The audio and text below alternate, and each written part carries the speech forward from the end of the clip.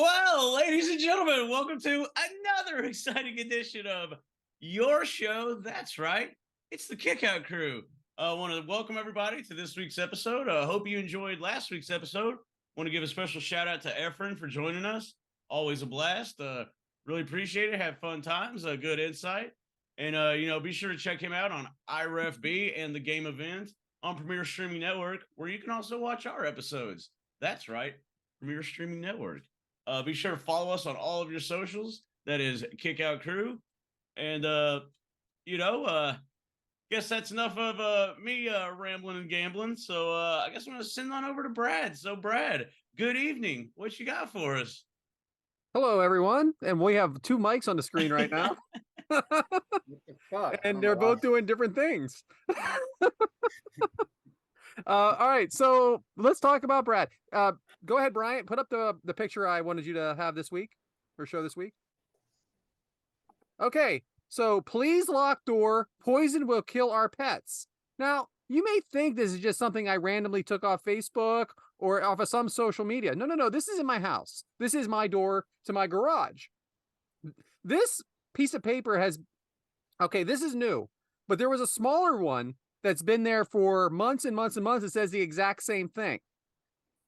So the thing is, she means well when she puts this up, okay? But if you open that door, yes, we do have a couple of mice that run around the garage, so we have rat poisoning in there.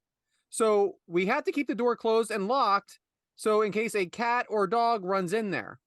It's just that when you have people over and they walk by your garage and they see this sign, it raises a lot of questions. It raises a lot, like, why do you have this sign up? And guess what? You know who this sign is for mostly? It's for me, because I don't lock that door. It latches. I don't understand that. My dog cannot open this door, okay? But it makes her so nervous that they're going to get in here and eat the poison. But I walk by this door and I see this sign and I see the people looking at it like, everything all right in there? Yeah, everything's all right. It's just a couple mice, not to worry. I just thought that was a really funny sign to have in your house up at all times, like pictures on your refrigerator. No. We have signs like this on our garage door. So is that inside the house or inside the garage? No. That is inside the house by our kitchen table. Huh. Yeah. But I'm not allowed to put Pez dispensers up. But this sign, no problem. Yeah, this is real normal to put on your garage door on the inside of your house. Good. Thank you for saying that. So you can take it down now. But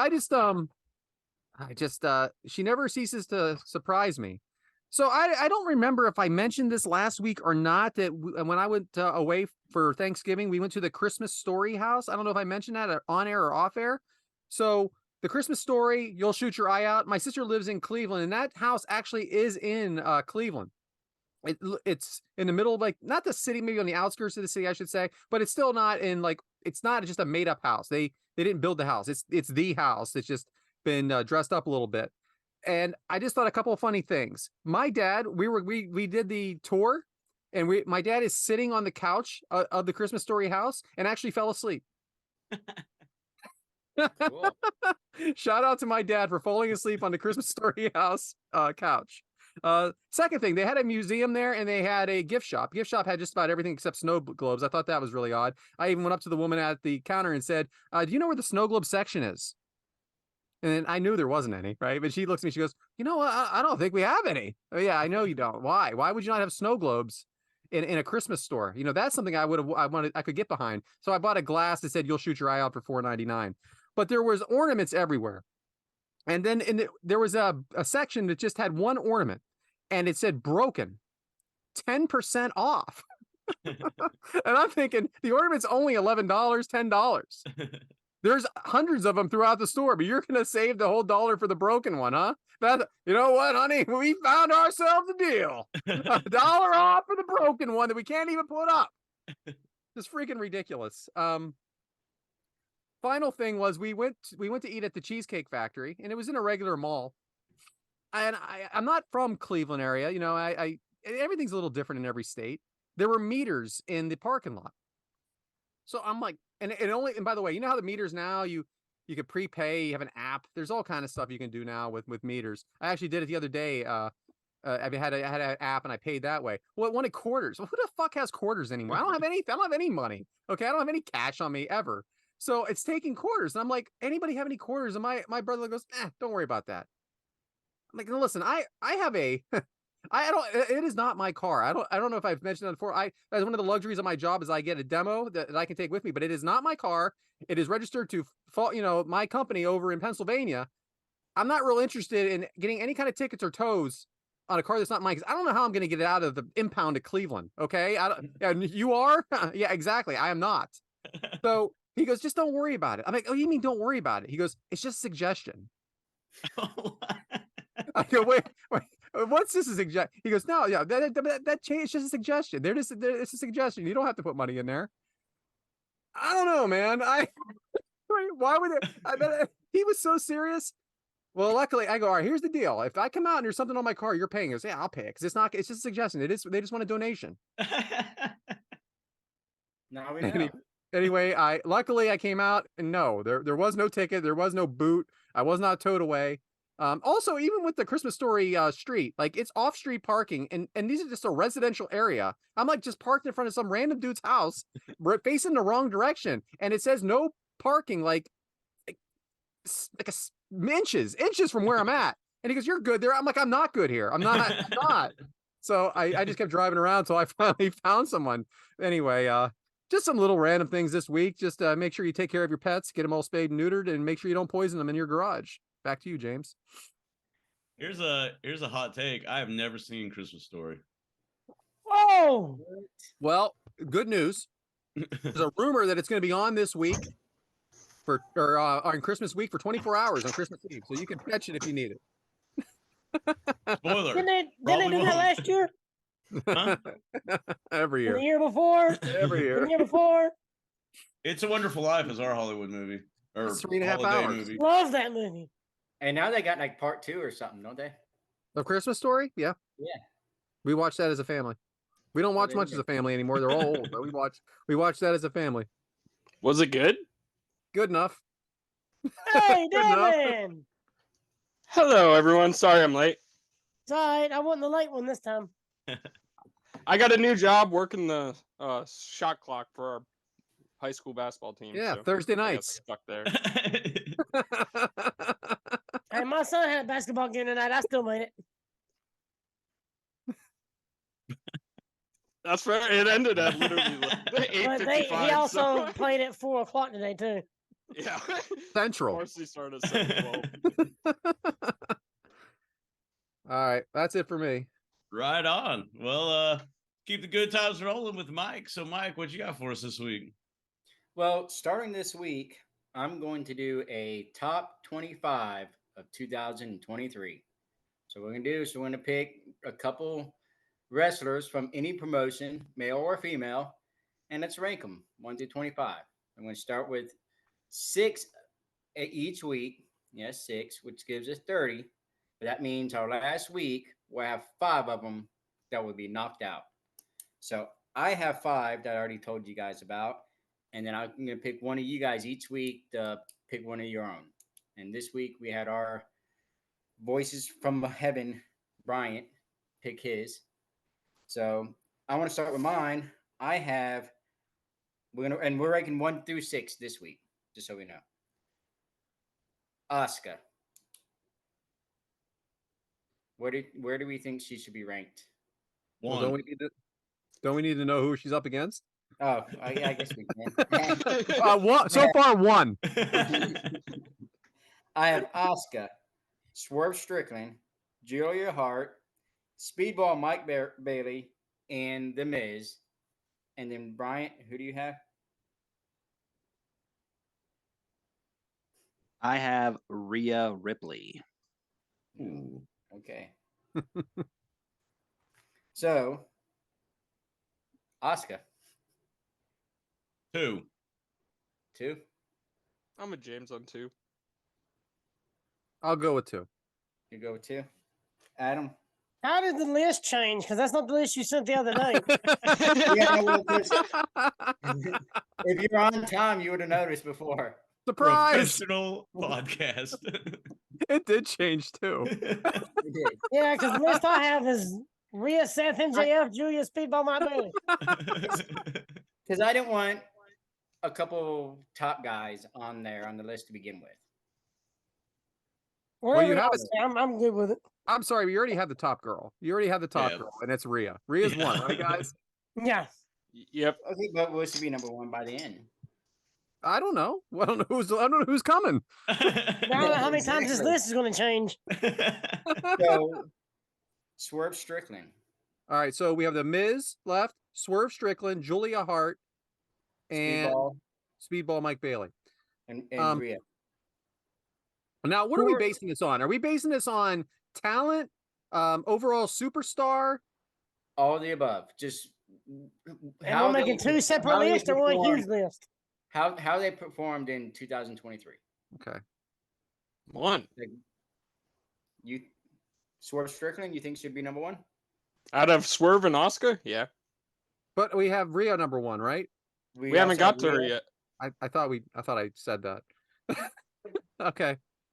I mean, we can put Swerve anywhere on this list right now. We're only 1 through 6. James, Swerve's shut the number fuck one We up. are on there. killing this. It's gonna take a little bit. If y'all would have came on earlier, we could have had time to discuss this. I was on in 15 minutes early, I know. or 10. Fucking Yeah, Devyn. my bad. All right, so can we let's just discuss the list. Let's not So, Rhea won for sure. Rhea one, Okay. and then we had Oscar at 2. Yep. But you think Swerve should be 2, right, Devin? I do, in my personal opinion, in 2023, Swerve's Is that Yeah. we're going by damn near 2023? unstoppable. Okay. 2023, yeah. Well, Oscar's been out half the year. Yeah, Right. true. Okay, so yeah, Swerve's at 2, now Oscar's at 3. So now where do we put Julia Hart? You got to put her over Oscar too. Yeah, probably. Yeah, she's now TBS champ. So I would say they're neck and neck, her and Swerve. The But then wouldn't you have to put Speedball above? Like, Oscar's slowly dropping down this list just because, if It's we're just doing a- And that's the 2023, point. she'll be dropping. That's what's gonna happen. Is Yeah. you're gonna have people go down the list on it. So All right, so Speedball though, yeah, like you said, he's everywhere, but he's just not as well known, obviously, as you have to know wrestling to know who Speedball is. You're not Yeah. a casual fan doesn't know who Speedball is, even though he probably might be the best wrestler of everybody there. And this was his first full year back in the States, too. Well, thank So God do for we- that. so do we want to put him as 5? Okay, so then Miz is 6. Miz is 6. Poor guy. Okay. All he And does Miz is doesn't taking wrestle. L's. He doesn't Miz just wrestle. taking L's. He's Like, a we love- two-time Grand Slam champion. Not this year. I So now we got 3 think and he 4. lost like 60 something straight matches this year. So we So have we- Julia Hart at 3, right? And or Strickland at 2, Yep. Oscar at 4, Speedball at 5, and Miz at 6. Does everybody Yes. agree or no? I'm good with that. Sounds good to me. Boy, I that was like it. See, once we got it, it went by quick, and y'all thought Once this we was had the right easy. list, it makes a whole lot of difference. I can't wait till we're like 4 deep into this to be like, they should be number 12. Well, make sure You you know? wrote this down, Mike, and then Yes, Bryant I will got it put the wrote list down. on the screen next week, so at least we know what we're doing. And maybe put the Right. new list next to it, because I'm a visual guy. Yeah, I know, and that's what we do. We'll get it all figured out on. Because all I that. forgot who we were talking about after I named 3 people. I'm a visual guy too. That's why I like Premier Streaming Network, so I can watch episodes of the Kickout Crew. And you can find the list on video on Premier Streaming Network. You get to see the list the same time we do. So we got 1 through 6, like I said, and right now it is Rhea Ripley, Swerve, Julia Hart, Asuka, Speedball, and Miz. I think that's a good. I think we did it right. I think so too. I mean, how can Rhea not be 1? One Yeah. right off the bat. She might She's be 1 probably gonna- overall. Who Gonna knows? stay Who knows? one. And we have so much more talent out there. Man, so much more to go. Well, stay tuned. Anybody folks. listening, send us a message. Who do you think should be on this list, and who shouldn't? And I know we're gonna get a lot of Speedball Mike Bailey pissed off people on this one, but it's just when you look at the mainstream, Right. he's not there yet. I was on an airplane with him, big fan. He had one of the best matches of the year this year, didn't he, Devin? Absolutely, against Will Ospreay. I watched him have a match with no ropes. Oh yeah, see, Me and That Mike was and Adam fun. did. I didn't watch it live, but I did watch the match. I watched it on Access TV, Yeah, it Impact was fun. Wrestling. So back to you, And- James. All right. Well, good list, good way to start this off. And, that brings us to today's agenda. So, Brad, what are we covering? Valentine's Day matches this week in December, or what are we doing here? We are covering December pay-per-views, and that is today's agenda. Well, wait a minute. I watched 2 Easter matches. Wait a minute. Well, there were Easter eggs in them. Ooh, Oh. who is there? I hope so in my notes now. Well, is it time for match one? Man, I thought we'd never get here. Me neither. either. Seems like there's some holiday hell, huh? Woo-wee. But match number one is Cactus Jack versus Sabu from ECW Holiday Hell. It took place December 29th, 1995 at the it's a cool ass graphic. At the Look at that Bubba Ray. right at the Lost Battalion Hall in Queens, New York. It had an attendance. Oh, here we go. In high school.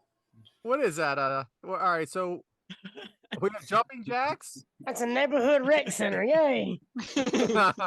I love the air Big enough for conditioning. that. Every other window up top. Right. So Has- it must has be the AC. same. Is that a room? window unit in the middle one? Yeah, they're all window units. There's 1, 2, Oh yeah, there it 3, is. 4, 5 window units. And I bet you they have a big ass electric bill. For real.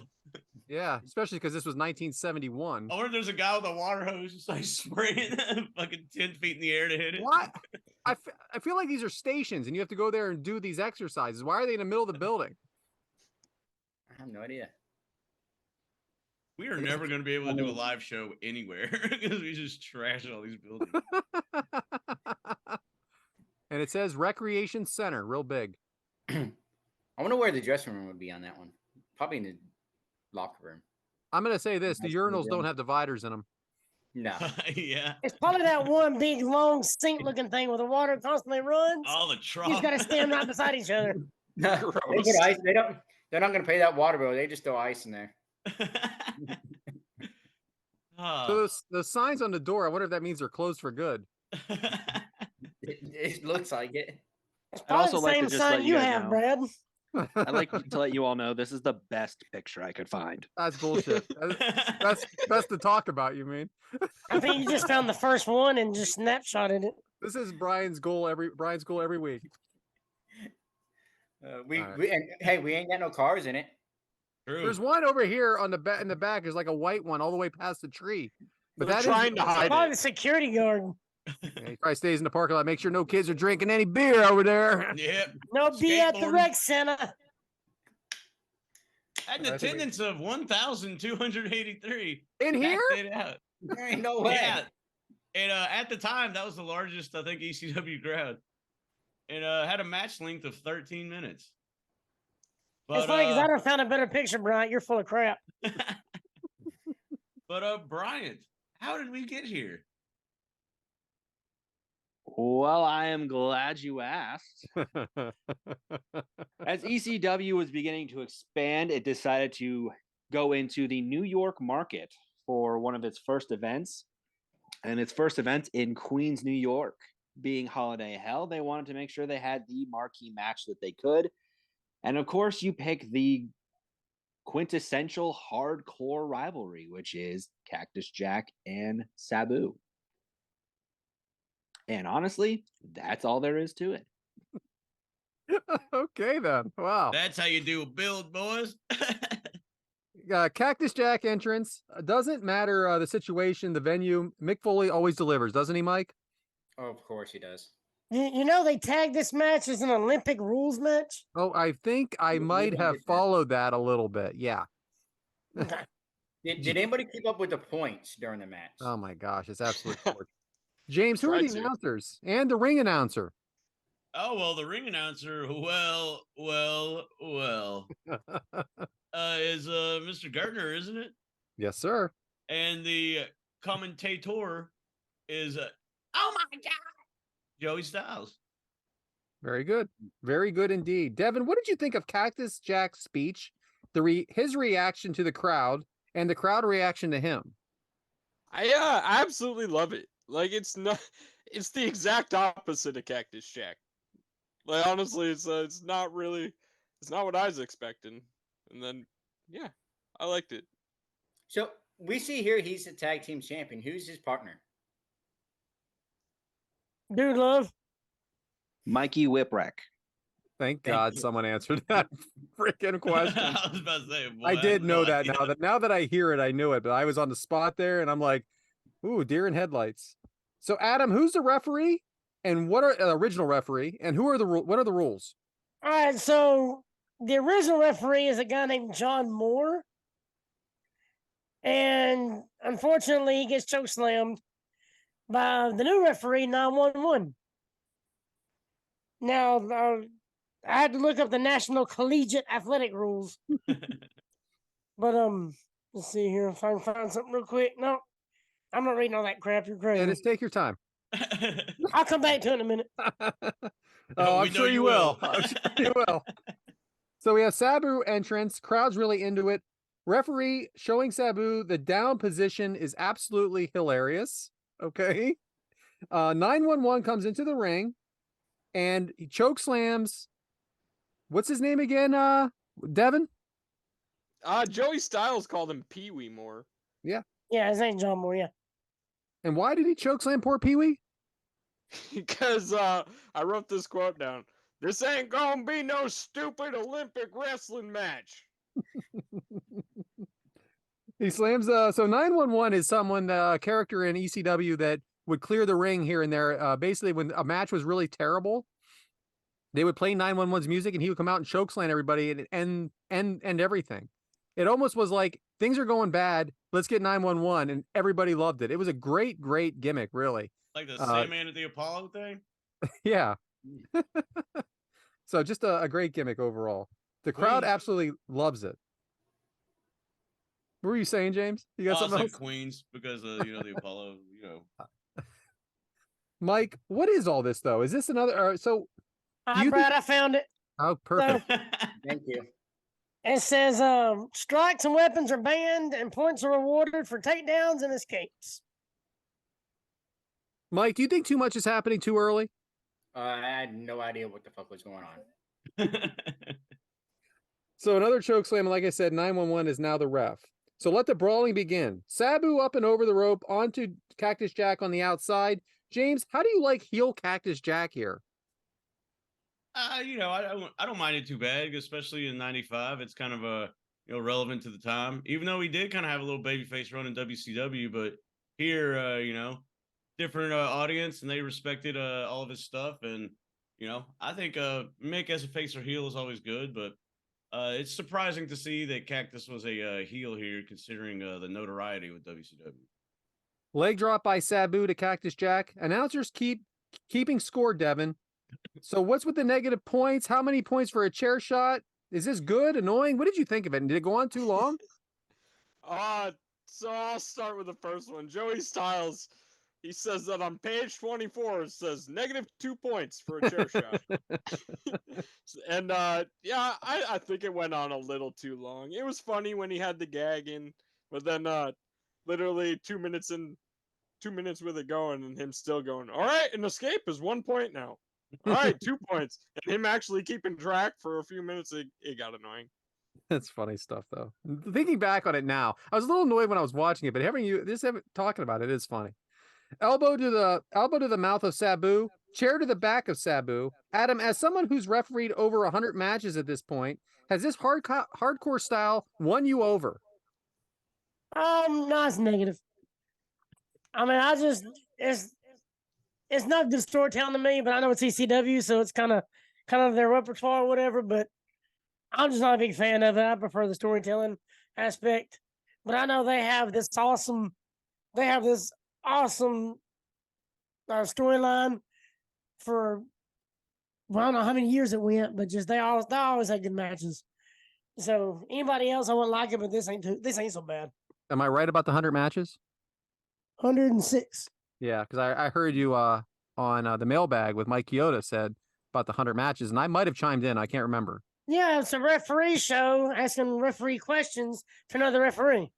And by the way, Devyn, absolute bullshit question from you on that show as well. Absolute bullshit. You had the absolute BS question there. Yeah, this is their reaction to the. I don't know. Freaking A. Good thing you asked that third question about Sting. Yeah, Hey, just wait till my topic this week. Shout out to Paulie B though, man, giving us a little bit of a rub. Yeah, absolutely. That's what I'm getting at here. We were really shouted out on the mailbag, Mike Yoda, many times by Paulie B. Thank you so much to both of them for that. Double arm DDT to Sabu. Double arm DDT on the chair to Sabu. Kick out at 2. Elbow to the back of the head from Cactus to Sabu on the outside. Cactus dropped the elbow, chair on Sabu on the outside. Mike, Cactus takes way too many chances, but does entertain. Was the risk worth the reward? Is the Not risk every time, but I mean, he was going to do it no matter what. And I think that's why he left WCW's, because they didn't want him doing it, and he wanted to do it. That was his style. Definitely was. I like looking at the basketball hoops in the back, and for some reason I wrote here, are those basketball hoops regulation or what?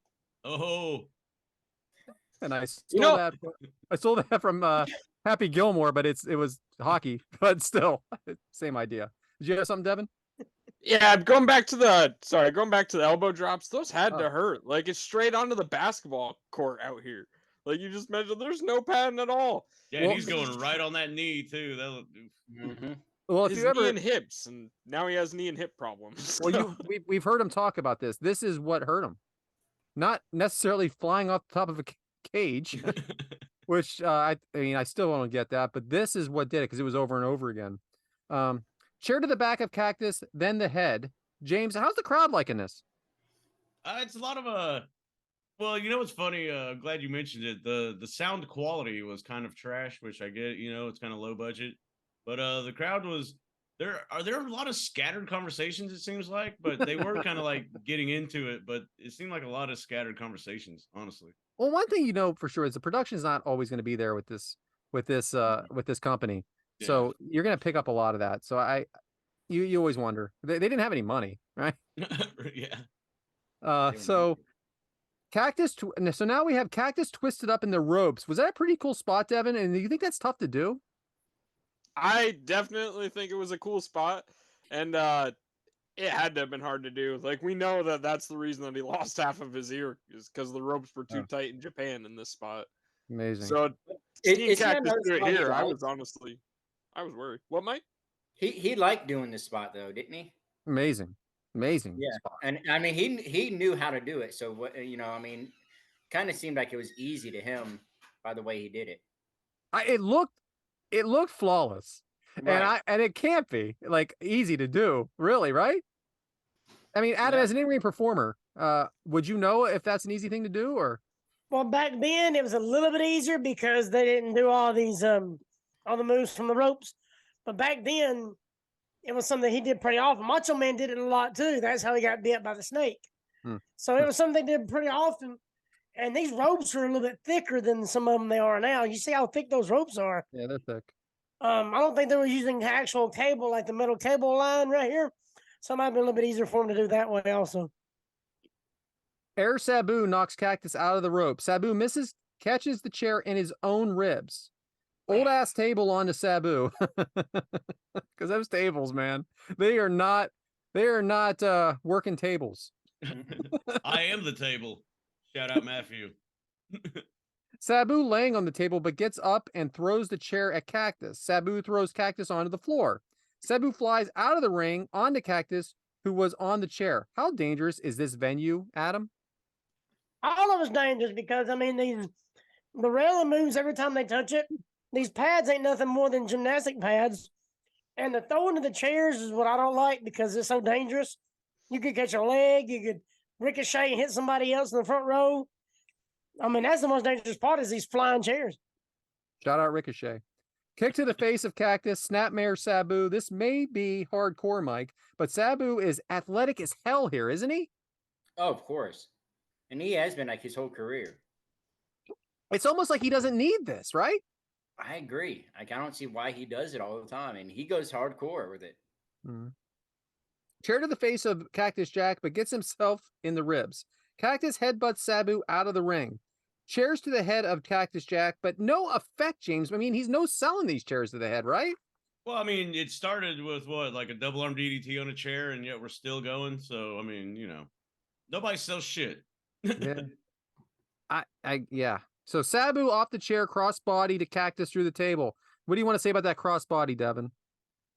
I just think it was absolutely gross. There's only like 5 feet of room out there, maybe 6 foot, and Joey Styles hit it perfect when it looked like Cactus might have hit his head on the guardrail too when they went through that. And this happened right after a low blow too. Sabu kind of no-sold the low blow. So again, I wanted to ask you something else, Devyn. Sabu loves the chair to help him. Like he's got it at all time. I guess it's part of his gimmick, but at the same time, is it a crutch as well? I don't know. I don't think it's a crutch. I mean, I think it's something that he can pull out of his back pocket at any moment, like Triple H with the sledgehammer. But I feel like he's just always had it. I was going back to this athleticism with Mike and about how good he is. But this chair is just such a big part of his of what he does. It throws me a little bit. That's all. But I absolutely agree. Like I feel like Sabu could have been way more of a wrestler if he tried. I don't not that that's not throwing shade or anything. Like if he'd have tried to have been the technical grappling physical wrestler. You can see the talent. You can see that he's not a brawler, really. He's got some big time moves here. So anyway, Sabu chair to the face, flip from the rope onto Cactus. Cactus misses the leg drop. Chair to the face and head of Cactus, and again. So twice that happened. How many chair shots is too many, Adam? Any more past one. I think one good solid chair shot's enough. And I mean, if he's not throwing it at him, he's jumping off of it, or pile driving him on it, or DTing him on it. I mean, it's the believability starts going away after so long. You guys ready for this? Atomic Arabian Facebuster by Sabu to Cactus Jack. Well done. Yeah. Cover, kick out. So, Adam, I have to go back to you on this because does 911 do the absolute worst 3 counts ever? Yeah, he goes down to his knees and goes 1, 2, and then stalls. He gives the finish away. I mean, you can tell there's going to be a kick out because he'll go like a quick 1, 2 halfway down on his knees. So was this a way to get 911 over a little more? Or? I think so, just to bring him out to be a part of it. Because we don't need a referee bigger than both of the wrestlers. Just like I like the character of 911 clearing the ring and leaving. Him sticking around for too much, I think, kind of blows that up a little bit. But so anyway, Cactus tried to slam Sabu but fell back, and Sabu pins Cactus for the win. Kind of a lackluster finish here, don't you think, Mike? Yeah, it definitely threw me off. I didn't think that was going to be the finish, but I mean, he couldn't kick out. So if you can't kick out, you lose. I so love watching some of this stuff that we don't watch all the time though. I love old ECW, if not for the technical parts, just all of it. Just like it was just a time in wrestling that is so well liked, even if it doesn't age well. It's fun to go back and watch it. So thank you guys, and that's the match. So unless anybody has anything to add to it, back to you, James. Oh yeah, I dug it. And I agree with you, Brad. It is good to go back and watch this stuff because I wasn't. So definitely wasn't watching ECW back in the day. So I enjoy going back in the time vault a little bit.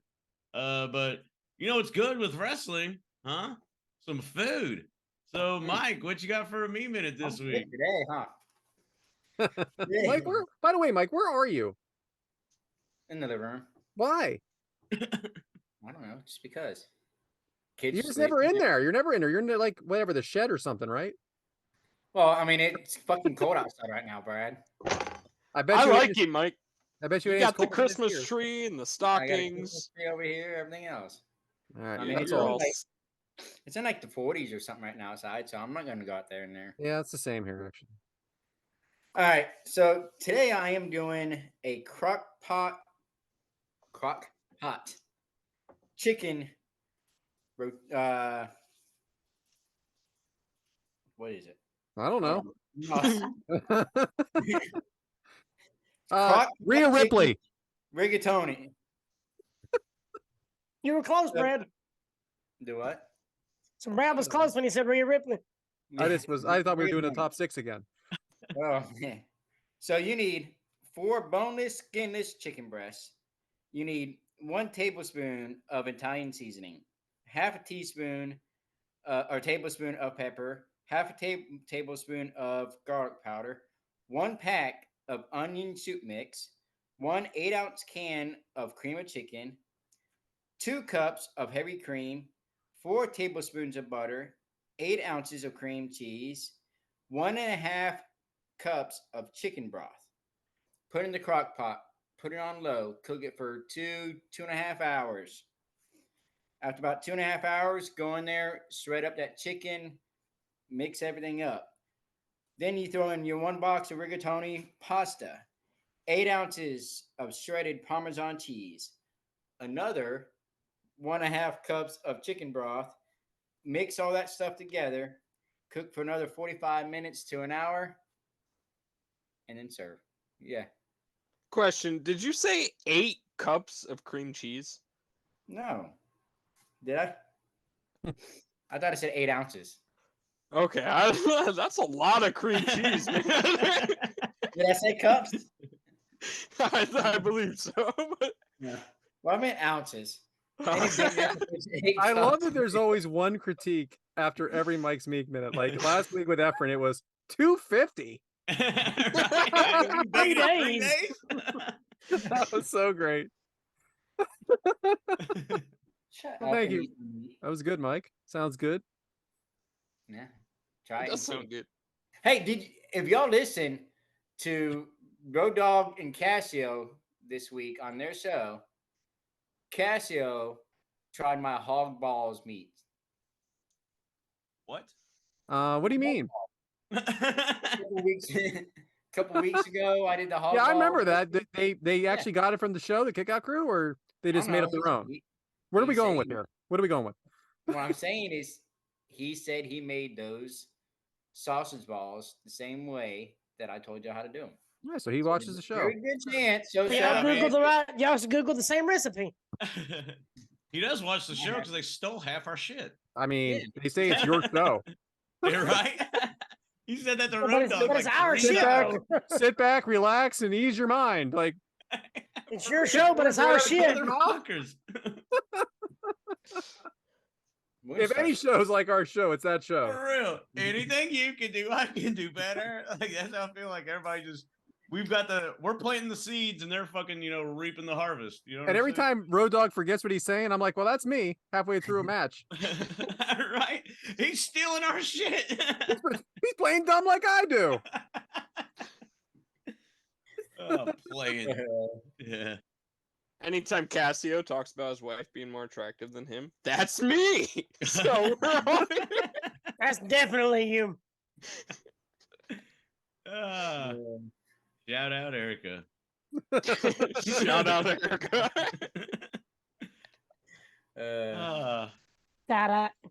So we good on that? On this? I think we're good. I think we got all we need to say. Let's keep flip-flopping and flying over here because we got Adam up next. So, hey, Adam, as an in-ring performer, what you got for us? Oh, man. Like we said in the last episode, I was going to talk about the Survivor Series this round, even though technically we watched it already before we recorded that one, because there was a ton of wrestling last week and there's a ton this week. So SmackDown was actually in Chicago, the same place they did Survivor Series. 2-hour show, 4 tag team matches. That's it. All 4 of them. Matches. It's Survivor Series week. Well, this is a funny thing here in a minute. Watch this. So, in SmackDown, we had Finn Balor, Damian Priest versus the Street Profits. I think that was maybe the match of the night because I love Balor and Priest. They're a damn good team. And I hope they carry the belts for a while. I just got a feeling Damian Priest will be out of the Judgment Day before long. I just got a feeling. But then LA Knight and Owens. I like the little thing Grayson Waller did where they introduced Kevin Owens, but it was actually Austin Theory dressed up as Kevin Owens. That was actually kind of funny. I wish they would let it play out a little bit more. He said that's the best Kevin Owens has ever looked. Yeah, Kevin Owens Graves is said that. jacked. Oh yeah, Corey Graves coming back finally after his baby. So I was glad to see him back. It was a tough 2 weeks. Well, it was cool seeing Road Dogg on there, but you could tell he was just more or less having fun more than paying attention to the wrestling. Go figure. Shout out Kickout Crew. And then one of my favorites, Pretty Deadly, against the Brawling Brutes that are teasing this, kind of dissension. Yes, Becky Lynch. boy. Yes, boy. I love him, guys. Mm. And then Becky Next Lynch, strong. not Ric Flair, Charlotte Flair, against Bayley and Asuka. Bayley and Asuka actually won that. I was surprised. And then Saturday Rampage and Collision was actually like on the same night. So I guess they're trying to pull away from Survivor Series. And I don't think they did a good job at that. Because they had, and I love Chris Statlander, but it was just a random match against Diamante.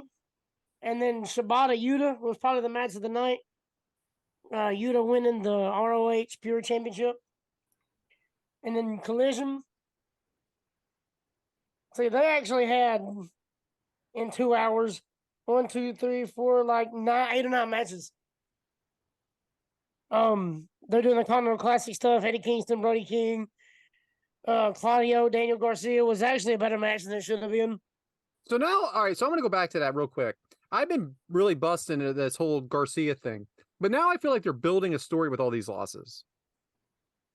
Because it's like it's every week. The other guys. He's every week he's in another match where he's losing, and it's like now I feel like there's more to it. And maybe I'm wrong, and maybe I'll just let it play out.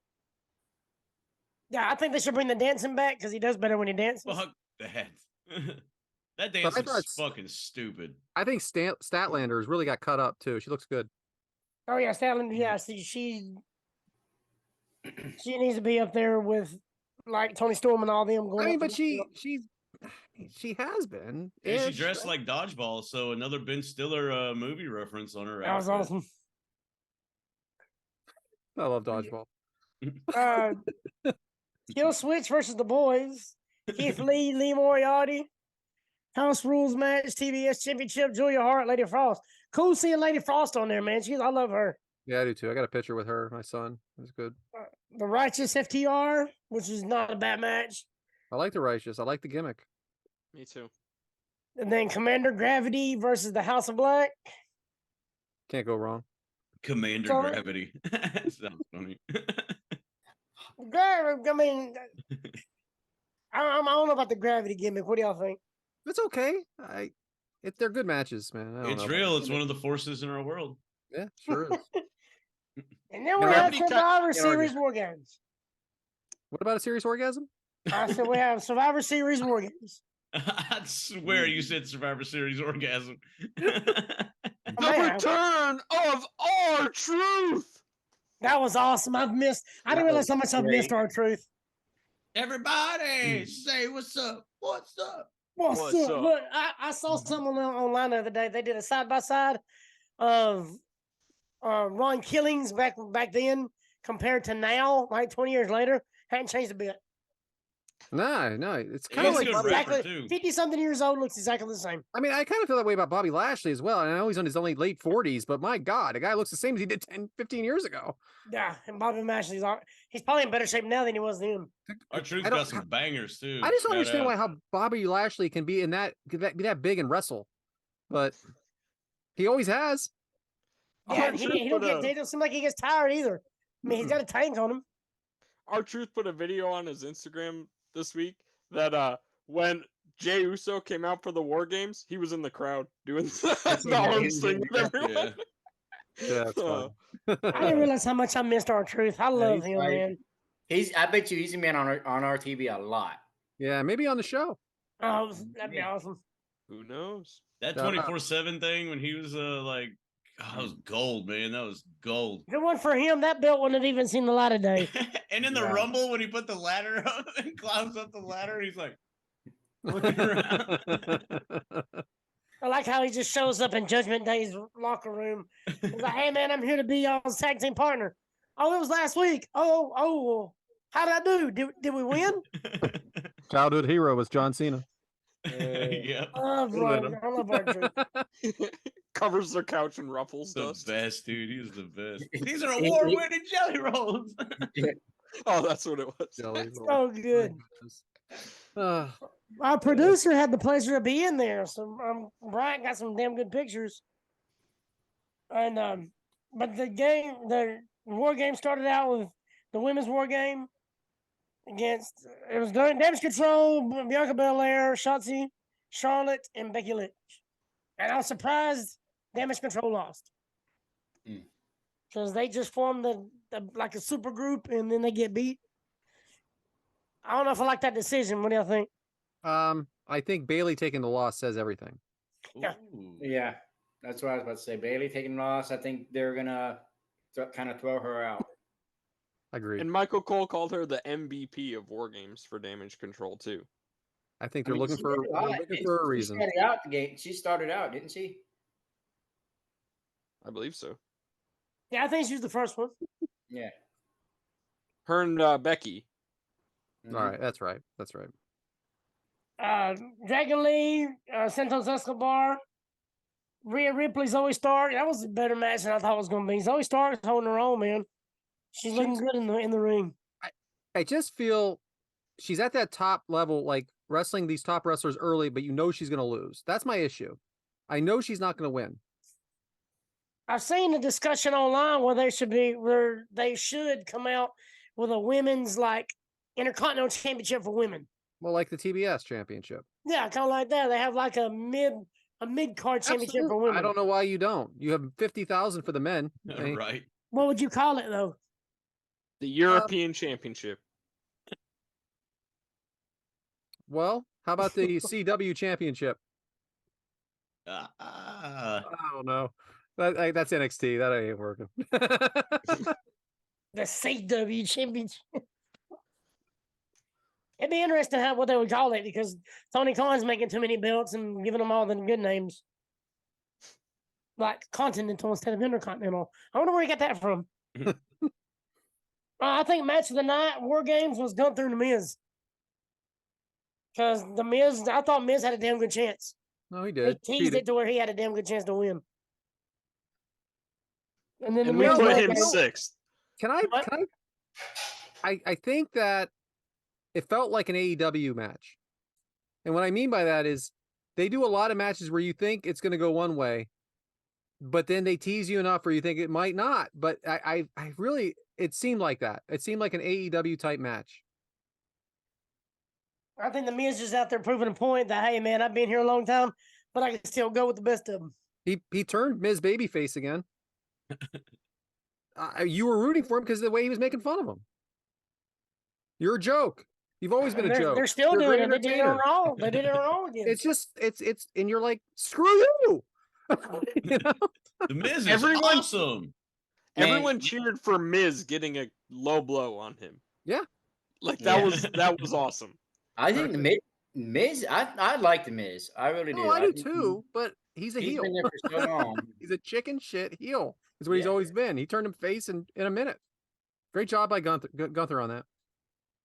And then the main event, the men's War Games match with the return of Randy Orton, baby. And I don't care. That wasn't And? part of the match, Brad. But Randy Orton looks like a freaking monster that he jacked. 40-something-year-old, best shape of his life. What was he? 6 months ago, he was fine, so he just started to just kill it in the gym. Like he's been out a year and a half.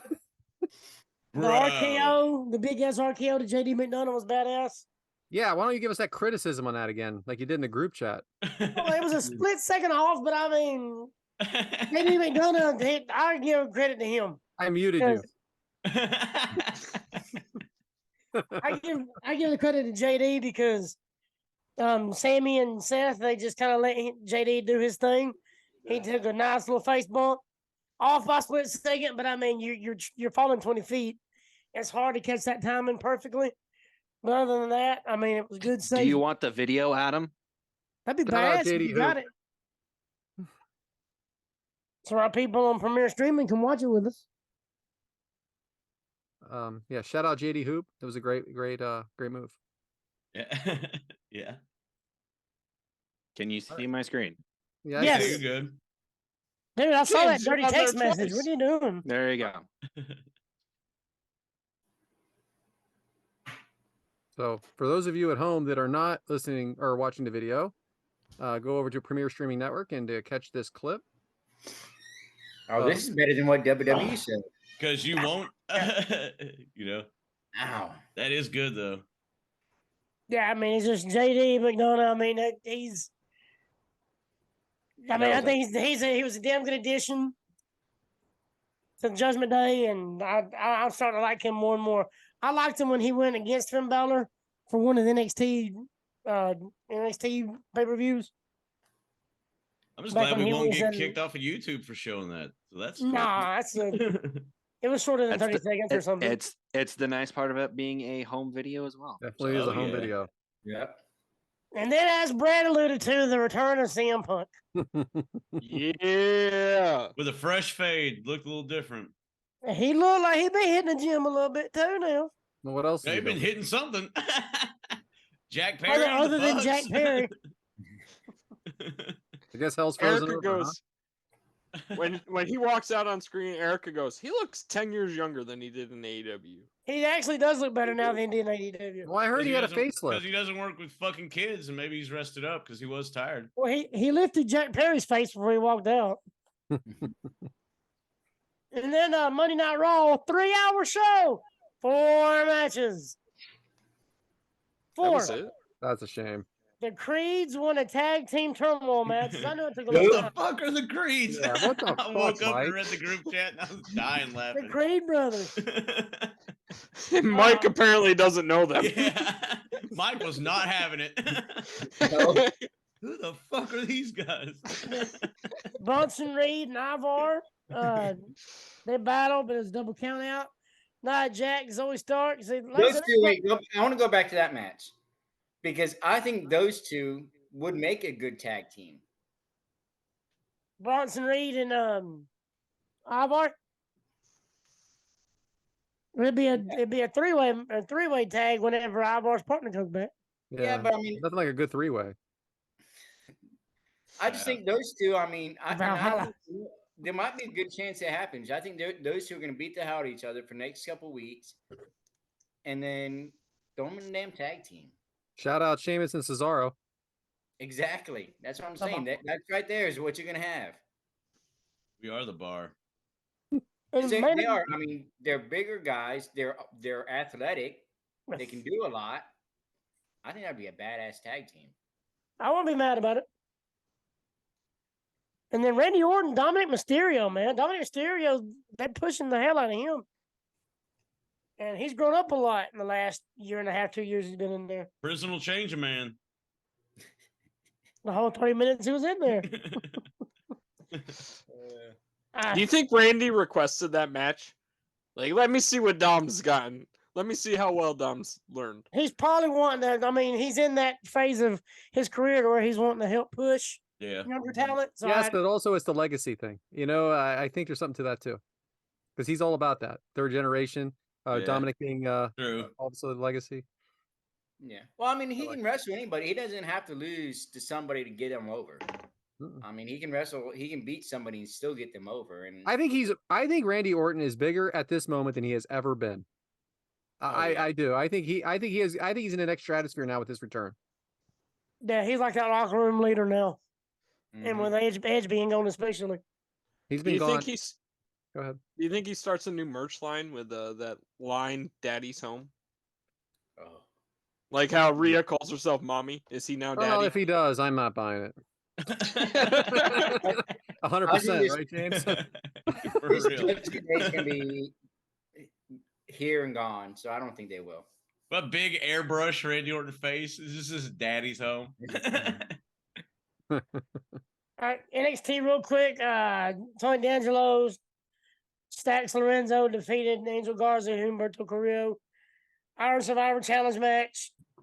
Braun Breaker beat Eddie Thorpe. Oh yeah, I guess I'm going the wrong way. Here we go. It's all right. Ilya Dragunov, man, Nathan Frazier, non-title match of the night, man. I'm a huge fan of Nathan Frazier. And of course Ilya Dragunov. I think he's amazing. Ariana Grace, Carmen Petrovic. And then Lexus King, man, good to see him finally on my TV inside the ring. No, I like that. Brooks Jensen, which is Bull Buchanan's son. So I it's did good not to know see him that. back in the ring. I'll tell you, it is really something that he could be this heel and a completely different character than he was everywhere else. Lexus I King. love the name change. Hey, Nikita Lyons was there too. Yes, she was. Friend of the Waiting show. on her I to like the come name back. change. Definitely a friend of the show. I like the way they did with the name change. At first, I wasn't sure of it because, like, it came out before he debuted. That they would change his name. Like, oh, great, they're just gonna throw him out. But the way they did it, with him being like, I'm not gonna be like my father and this and that, I think they did great with it. Well, I will say this: it's amazing to see. Like, I know we have a long way to go with him. How good he is on the mic. Mhm. Like, we didn't see that. No, This I is think good that stuff. Yeah, I think he like his really heel. has come a long way since his start in AEW. Mhm. And I feel like he was in AEW were trying to live into that Brian Pillman Jr. moniker. Now that he's becoming himself, Lexus King can become a superstar. Yeah, I he's think got a so. good little heel thing going on. And then NXT North American number contendership. Wesley beat Cameron Grimes. Cameron Grimes losing again. I wish they'd do something with him. He's amazing. Well, I wish they decide where they want him to be. Yeah. Boston Reed and Johnny Gargano in that match. So I was surprised they let Wesley beat Gargano, Boston Reed, and Cameron Grimes. And then I Dynamite think real that's quick. Wait, but that's just a spotlight for Wesley, in my opinion. Facing Yeah. three guys who have shown themselves on the main roster. and Let's Ivar give coming Wesley a in little messing up spotlight. Bronson Reed too. So man, he's Wesley in there with all four of them guys, man.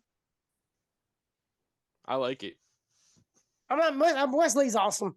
I hated that he lost his tag team partner when everything, all that stuff started, but they've really pushed him in the singles. That's good to see. Absolutely agree. I've said it before. Wesley is my little brother Luca's favorite wrestler, so more I see Wesley on why, my man. TV. He's good. Dynamite real quick. Mox beat Jay Lethal. Again, poor Jay Lethal.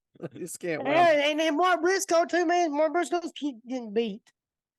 He got beat by Rouge. Wardlow beat the hell out of AR Fox. I can't. Top Flight, good to see him back. Yep. Dante Martin, good to see him back and walking. Hardy's and Brother Zay, they got beat, but the Top Flight beat them. Julia Hart, Emi Sakura, and the match of the night, Strickland, Jay White. Damn good match. Strickland deserves a title shot. Yeah. Yeah, well, they're pushing him. I mean, let's face it. Jay White was in the championship match. And Now- he beat Jay White. I was surprised they let him win. So now you have Strickland to beat him. I mean, well, yeah. I mean, I guess we got to get through Samoa Joe first, but yeah. Yeah, this tournament, I hate Strickland's in that tournament. Because I believe he deserves to be in that top tier. And that kind of puts him in the mid range, and I wish he was better. Because he was feuding with Adam Page. He just beat Jay White. Now what? That's cowboy shit. There it is. But it's nice and go eat. And I'm sure we got some good stuff coming up with CM Punk and Randy Orton being back. So I'm looking forward to it. Damn good show. I wish there was more than 4 matches in a 3-hour deal. And Survivor Series was only 2.5 hours. It was shorter than Raw. Depends on how you look at it. There's no commercials in Survivor Series except for the builds to all the matches. And then they don't show those on the replay. Right. I didn't know that. I don't think it's true. But like I said, AEW, they could do a little better, I think. Storyline stuff. WWE's killing it. And I'm interested to see who else they got coming in. Shout out. That's all on my end, brother. All right, sounds good. So let's keep it moving. Hell of a title there, Brad. Oh, I was out of ideas, bro. Well, hey, the spirit of Oklahoma is what it says in our outline. And speaking of Oklahoma, fuck the Sooners. So I just want to get that out of the way. Texas plays Oklahoma State, and as you listen to this, shout out to your Big 12 champion, Texas Longhorns, taking that Big 12 title to the SEC. So that's cool to see. Boy, hope that ages well. That's all I'm saying. Because got a slight chance to make the playoff, and by the time you hear this, I'm probably wrong on that. So, I have a feeling they're going to be left out. But they got a better chance than Oklahoma, don't they? You're damn right they do, and that's all that matters. But when they go to 12 teams, going to have to need OU to lose 3 times to be out. You know what I'm saying? That's the only thing that sucks about this 12-team thing. Like, it used to just be, I prayed for OU to lose once, and then, we're pretty much golden. Twice, definitely out. But now with 12 teams, and furthermore, did you know that OU is called the University of Oklahoma, but why do they call it OU? Something they don't even call their own team the right name. That's all I'm saying. But I digress. So yeah. Shout out to this week, huh? Good stuff. Excellent birthday. Yeah, I read the outline earlier and I was like, fuck, I gotta think of something to talk about. Had a good birthday day and good birthday weekend. Shout out to everybody for the well wishes and stuff. And PlayStation 5 just got that. It's rocking. Put in a lot of hours on that. And, shout out to games like Little Big Planet. Like they kind of look a little childish and stuff. But when you get a bunch of people over, drinking beers, natural light because it's refreshing. And you get to play like multiplayer games like Little Big Planet, it's fun as fuck. Like playing it one, like solo, hard pass. But, playing it with a bunch of friends, it's cool as shit. So, and, that brings together everybody and everybody gets to have fun and chip in. And, that's what it's all about. So, as we gear up for Christmas, just hang out with your people and, appreciate these times. And, I got nothing. So, if you guys want to add something in, go for it. Mario Kart's another one of those games, James. I cannot play that game alone, but if you give me 2 or 3 people to play it with, we'll play it for 3 or 4 hours. True. I'll say something real quick about something completely opposite than that. Fuck yeah, Brad. Why not? There's another show. I would call it like a brother show or sister show of ours. I'm not going to mention any names, but it has 2 refs involved in it and a guy that used to do a show called I don't know, it doesn't matter. So anyway, Ringside Rant. And one of the referees on the show made it clear that AEW does not match up to WWE because WWE brought out one of the biggest stars in the world, CM Punk, on their show. And the people the wrestlers that AEW brings out don't match up. I just want to read a list of superstars that are on AEW that he doesn't feel match up, according to what he said. John Moxley's on AEW. Chris Jericho's on AEW. Paige, who's now Saraya, is on AEW. Daniel Bryan. And just 1 second about Daniel Bryan. In 2013, he was the biggest thing in the world. I am telling you, he was bigger than John Cena. He was more over than anybody in the world. Edge, at one time, the biggest in the world. And listen, he may not have been a WWE star, but Kenny Omega, biggest in the world in places. And let's not forget about 2 great announcers, Jim Ross and Tony Schiavone. I think AEW needs to work on some things for sure about the way they're presenting their talent and their storylines, but they are not short on talent. You forgot about Christian too. I left him off for a reason. I do believe Christian is a big star, and I do think he's great. But here's the thing I want to point out, like a little counterpoint. Sometimes you want the alternative, you don't want the same. So I appreciate what AEW does because it's a little bit the same, but it's also different. You know what I mean? I don't want to watch a carbon copy of WWE, or I'll just watch WWE. You know what I'm saying? And again, I respect that show and their positions. I do, but I just wanted to point that out that they do have some pretty big stars in that show. And it just got me a little bit this week. So that's what that guy does. He does it for a reason on that show. So good work, whoever you are. Don't be a baby, Brad. I dig it. You know what else I dig? Devyn's topic. So, Devyn, what you got for us this week? So, this week, I have another edition of know God. our crew. I'm good. I'm kidding. All Go right. ahead. Question number 1. Who is your all-time favorite wrestling commentator? You can only pick one. It's not a team. Who wants to start us off? Bobby Heenan. Jim Ross. By God. JR, man. I'm gonna go with the King, It's fine.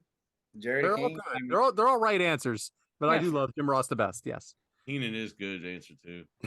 he is. And information-wise, Mike Tenay was always good because he was just so thorough with his knowledge and Shout out to Everybody- Adam for never being able to give one answer about anything.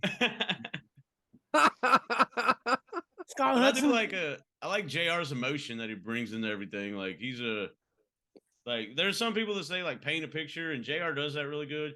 But when like JR makes you feel matches, and I like that about him. You know, I don't like this moment in wrestling history, but when obviously when Owen Hart died, he was told he died and said, now 10 seconds. He was told to speak. Dude, that book, Under the Black Hat, and that page where he talks about that is a rough read. I when mean, they're like, yeah, he's dead, and we're going back in 10. Like, incredible guy and announcer, yeah. Shout out to JR. But my all-time favorite is Taz. I started watching him when he first went on SmackDown, obviously, and I've watched almost every show he had in TNA, and I've watched literally every show that he's done on AEW Dynamite. So I love Taz.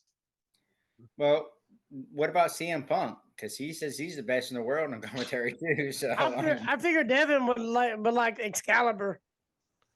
I thought that might be your favorite. He's not my favorite. I do like Excalibur. I liked how he gives information. I like everybody. It's just a favorite. Yeah, really true. informative. yeah, Nigel McGuinness is really good too.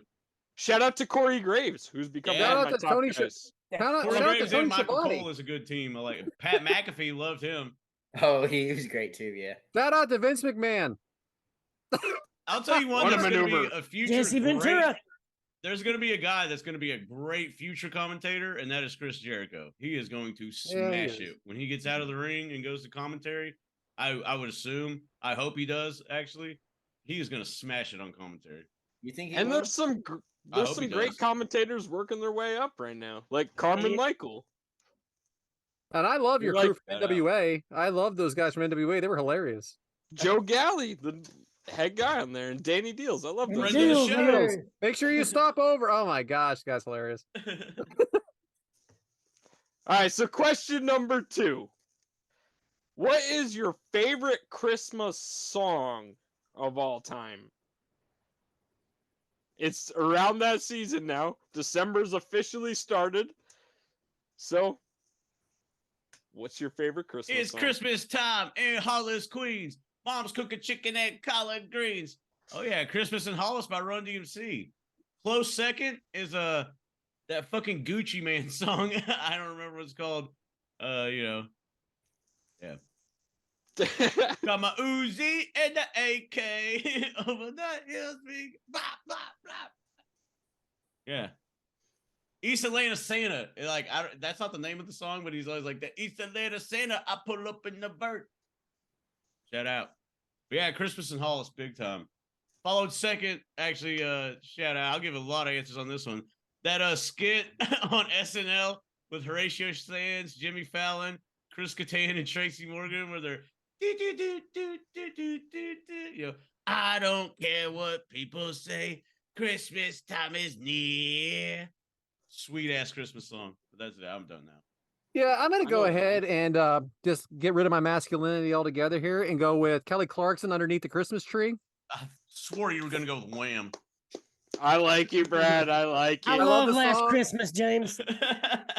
But I do like Band-Aid or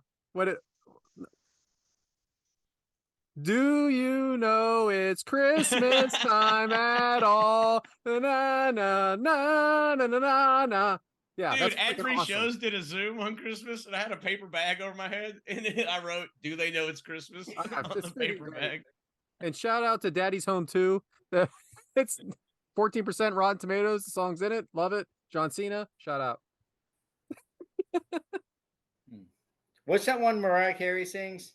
Rapping Santa. All I want for Christmas is you. I don't know, but I absolutely fucking hate that. Asking for the one you like, and you just took that opportunity to. I was like, there's no way he likes this one. Mariah like that Carey's one, the you asshole. Goldberg of Christmas music. 100% the Grinch song. I like He's the the Grinch. one. Oh, good choice. I'm the Grinch during Christmas time. I do like I that. am- I don't like spending money. I hear those sleigh bells ring-a-ling, take a ling, Yeah. whatever that sleigh ride or whatever. Go That's good. Only time I'm down for Christmas is Christmas Eve and Christmas Day. I don't like Sorry, Christmas Dad. Day that much. I'm more of a Christmas Eve guy. Christmas Day, it starts getting a little depressing, doesn't it? It's like, all right, well, that's that. No, because it's fucking over. Then it's like back to work. The anticipation, you like the Here. Christmas Eve anticipation, and then like Christmas Day, it's like, well, fuck, Yeah. we made it. Fuck, it's Another noon. year of ass until we come back to this. Wake I up, am wake up seeing the Christmas Iron Claw, morning though. with the kids. I'm good. After they open all their shit, okay. Gotta clean Trees it fall- up. The tree Put the stays tree up. back up with in the the attic. dog. Go. I work in retail, so I'm definitely waiting on Christmas to be over. As the kids are opening up presents, I'm taking the Christmas tree and throwing it back up in the attic. Like, let's go. I'm not taking down the tree until the new year. I'm Yeah, one that's of what I do. those. New Year's Day, if I have time and not hungover. Yeah. If I'm hungover, it's January 8th. All y'all missed the best Christmas song. No, I didn't miss it. You missed this. Grandma got run over by a reindeer. Oh Dude. yeah, Freaking hate it. I love Love that it. song. I don't even understand what we're talking about. talking about Grandma getting got run run over by a reindeer. reindeer. It's in the title. Freaking grandma. Yes. She was walking home from our house on Christmas Eve. You could say that. No, There's Yeah, no such thing as Santa. but as for me, and As for Grandma, me we and believe. Grandpa, We we believe. definitely believe. Oh, I'm so glad we got that in. And then All Elvis right. Presley's Blue Christmas. Oh, here we go. That's what We're I going have, on to the Blue end of the Christmas. episode. All right, Elvis, baby. Blue Christmas is my all-time favorite Christmas song. So, question number Crosby. 3. I want you guys to design your favorite pizza. If one fucking one of you puts pineapple on it, Oh yeah, baby! I Ah, call so it the what is- Pearl Harbor. It's Canadian bacon, pineapple, and jalapenos, and it is. I mean, you know, besides like meat lovers and shit like that, yeah, Canadian bacon, pineapple, and jalapenos. Call it the Pearl Harbor, and you can answer that on your own. Ham, bacon, and pineapple. two The of you, Hawaiian, baby. two of you. Ham, I bacon, don't hate pineapple. pineapple, I'm That's just my not- pizza. If you add bacon to my pizza, it's even better. You know what I'm saying? So yeah, shout out to Devyn and Adam. Paula. If you get stuffed crust, Adam, boom, that's it. That's my Oh, pizza. let's not You're get a man fancy. after my own heart, Devin. You ready for this one? Pepperoni, mushroom, jalapenos, light anchovies. I've never had an anchovy. I Can we don't kick Mike out of there's the no group? need to have an anchovy. No need ever to have an anchovy. You know these other eyes on the thing. No, I'm not talking about those ones. The ones with eyes and shit on it. I That's don't why know. I said half an anchovy, just the other half. No, I said light. No, I'm a you know, I love all pizza pretty much, but if I had to choose, I'm a pepperoni man, but I'll do a meat lovers. I'm a big meat lovers guy. And listen, I'll eat the freaking pineapple. I just don't prefer it. But I'll eat it. I'm not mad at it. But Yeah, I I'm mean, will not say- talking about like the ones that look like a fish. That thing. well, that's what they are. They're fish. They even look like a fish. They are a fish. It's not like I'm having fish on there, but it's Yes, Hey, you might as well are. have tuna It's pizza. 100% That's what an anchovy is. It's a fish. I know it's a fish, but you said the eyes. I'm not talking about the eyes and shit Hey, on listen, there. it had eyes At one time. at one time. You know what's really gross? Sardines. I have some fucking asshole next to me. I He love opened the can and ate him out of the can in front of me. Get the fuck out of here. So nasty. Gross. The whole showroom smelled. I like sardines. I Great will way to say, get people in. A bit of Sardines. sardines, hot sauce on the saltine cracker. Why would you even try a sardine? I don't Why even not? understand why that even happens. Oh Why? yeah, let's have these freaking raw, gross fish out of a freaking can of Why- freaking, Why would you Great try idea. pepperoni? freaking, whatever, stupid. Why would I have you a try girl at work that she warmed up fish the other day in the microwave. Yeah, that's That's against the rules. That's against the rules. There's actually Oh, signs on microwaves that you're not allowed to do. Oh, that. Yeah, For you the can't do last that. 3 hours of the day, it just reeked like fish. She should have been sent home. Yeah, that right there, because I like salmon patties and stuff like that, but I won't take that shit to work. Fuck that. No, it's against the rules. Yeah.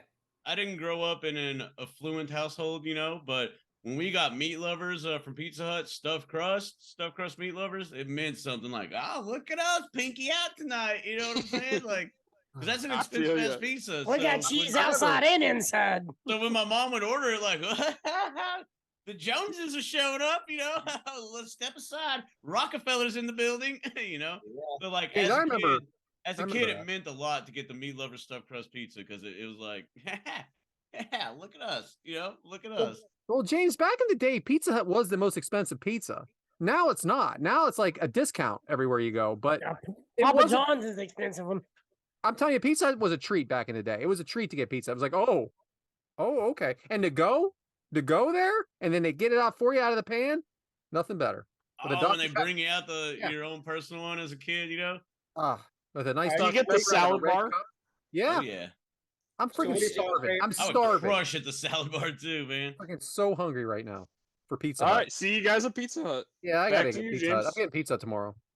Oh yeah, I dig Who's it. y'all's favorite pizza place? Domino's, Pizza Hut? No, Pizza Hut only. I should own stock in Domino's, or they should build a wing at this local one because I have put in some fucking commas at this Domino's. Yeah, and right now, currently, I have like 160 points on my pizza profile. I have enough for 2 pizzas, almost a third. And Call Mike and right Adam now. know I have a hard time, but I may have a hard time getting that pizza, but I'll definitely donate one of them. Get a pizza delivered. See if it's there before the end of the show. You can deliver it to my house. I'm hungry. There's emergency pizzas, so you're damn right. I was about to try that out, bro. Yeah, I like that. That's a good idea. And I will say Black Friday, or not Black Friday, so Saturday, ordered pizza. I had a shitload of Thanksgiving leftovers, and I was like, fuck it, man. Fuck that. I want pizza too. I want pizza after Thanksgiving dinner too. Well, because, like, sometimes I like to wake up in a, am I literally going to wake up, or am I just, like, chilling all day? And it's like, fuck, man, I'll order a pizza. And, the local Domino's, they know, I know, like, every delivery driver because they come here quite often. So, yeah, shout out. Big tips. Yeah, she does. Hey-o, moving on. So, Devyn, awesome topic. Glad the people get to know us a little bit more. That's, that's some good stuff right there. You know what else is good stuff? Our second match. And it is Brett Hart versus Sid is for the WWF World Heavyweight title from WWF In Your House 12. It's time. Es tiempo. Time? It's never mind. It took place December 15th, 1996 at the West Palm Beach Auditorium in, you guessed it, West Palm Beach, Florida. Get the fuck out of here with that photo. Black and white. Wrestling Monday night. Black and white. Oh, tremendous. You searched the internet to find one that said wrestling on the marquee, didn't you? I feel like Alien should be landing there. I did. Yes, I did, James. Who's that guy at the top of that on thing? Premier Streaming Network, it does come to a point. That guy's putting up the rest of the sun. He is. This is miniature person. It looks like he's about to. Did you catch an action shot of him dropping something off the top? He's about to jump off. Moments before it slips. Oh, that is crack research right there. Jeff Hardy's up there. What? Swanton's up. Oh man. Had an attendance of 5,708. Check this out. It had a buy rate of 90,000. You want to talk about some dark times in the dub? 90,000 buyers. Had a match length of 17 minutes and 3 seconds, and Meltzer gave it 3 stars. But that's enough about that. Bryant, shout out again. How did we get there? Well, how did we get here? Let's rewind it back to Survivor Series the month before. It is the return of Bret the Hitman Hart, and he is facing Stone Cold Steve Austin. It is announced during the telecast that this match would be a number one contenders match, where they would face the WWF champion the following month. Bret Hart would defeat Stone Cold in his return to the ring in his first match since WrestleMania 12. In the main event, it would be Psycho Sid going against the very overrated Shawn Michaels. And he would defeat him in the main event to become the new WWF champion. And that is how we got here. Oh, I'm not ready. I'm kidding. All right. Shawn Michaels' entrance joining commentary. Why is this going on, Devyn? Yeah, because Shawn Michaels, like Brian just said, he's the one who lost the title to Sid. He feels like he's rightfully the number one contender. And if anyone is gonna win if Bret's gonna win the title here, Shawn's gonna make sure that he's the one to step in next. So Bret Hart entrance. Are Michaels and Hitman connected at the hip in this era, Adam? Oh, yeah, 100%. This is the best time for it. Michaels talking shit. And who's the referee, Adam? That would be legendary referee Earl Hebner. Psycho Sid entrance. Mike, Conrad has gone on record that Conrad Thompson has gone on record that says that if you look up professional wrestler in the dictionary, you would have a picture of Psycho Sid, Sid Vicious, Sid Justice, whoever it is. Would you agree with that? I would for today's era. I mean, even back then, yes. His body, yes. Style, no. So keep that graphic up for me. That's a great one right there, Brian. Sid has flames above the ring. How did you like this, James? And what did you think about the In Your House setup? I think it's a good way to get some money. The In Your House idea. Kind of like a monthly mini pay-per-views. I think is a good way to go. Obviously, people think you need to set up stories for each pay-per-view. I don't think that's necessarily the case, but that's a different topic for a different day. But the Flames, the Sid Flame stuff, it's good presentation. Like, I'll give him that. But I would save it for like stuff like this, like main event stuff, not every time he comes out type of thing. Okay, Devyn, the match hasn't started yet, and it's been all about Shawn Michaels. Is this a good story? Is this obnoxious? And was this supposed to be the title match tonight? So, yeah, I mean, Shawn Michaels kind of alluded to it a little bit, that he thought the strongest man in the world was going to be, or in the WWF was Vader, but something happened to that. So, Shawn Michaels, he's definitely playing into how it was supposed to be him and Vader here in this main event, and now it's not. I like how it's supposed to be him and Vader, and he sabotaged it. And then goes on air and just talks about it. And then about your first question, though, I do think it was a little too much. Like, it's not the only time he's done this, though, right?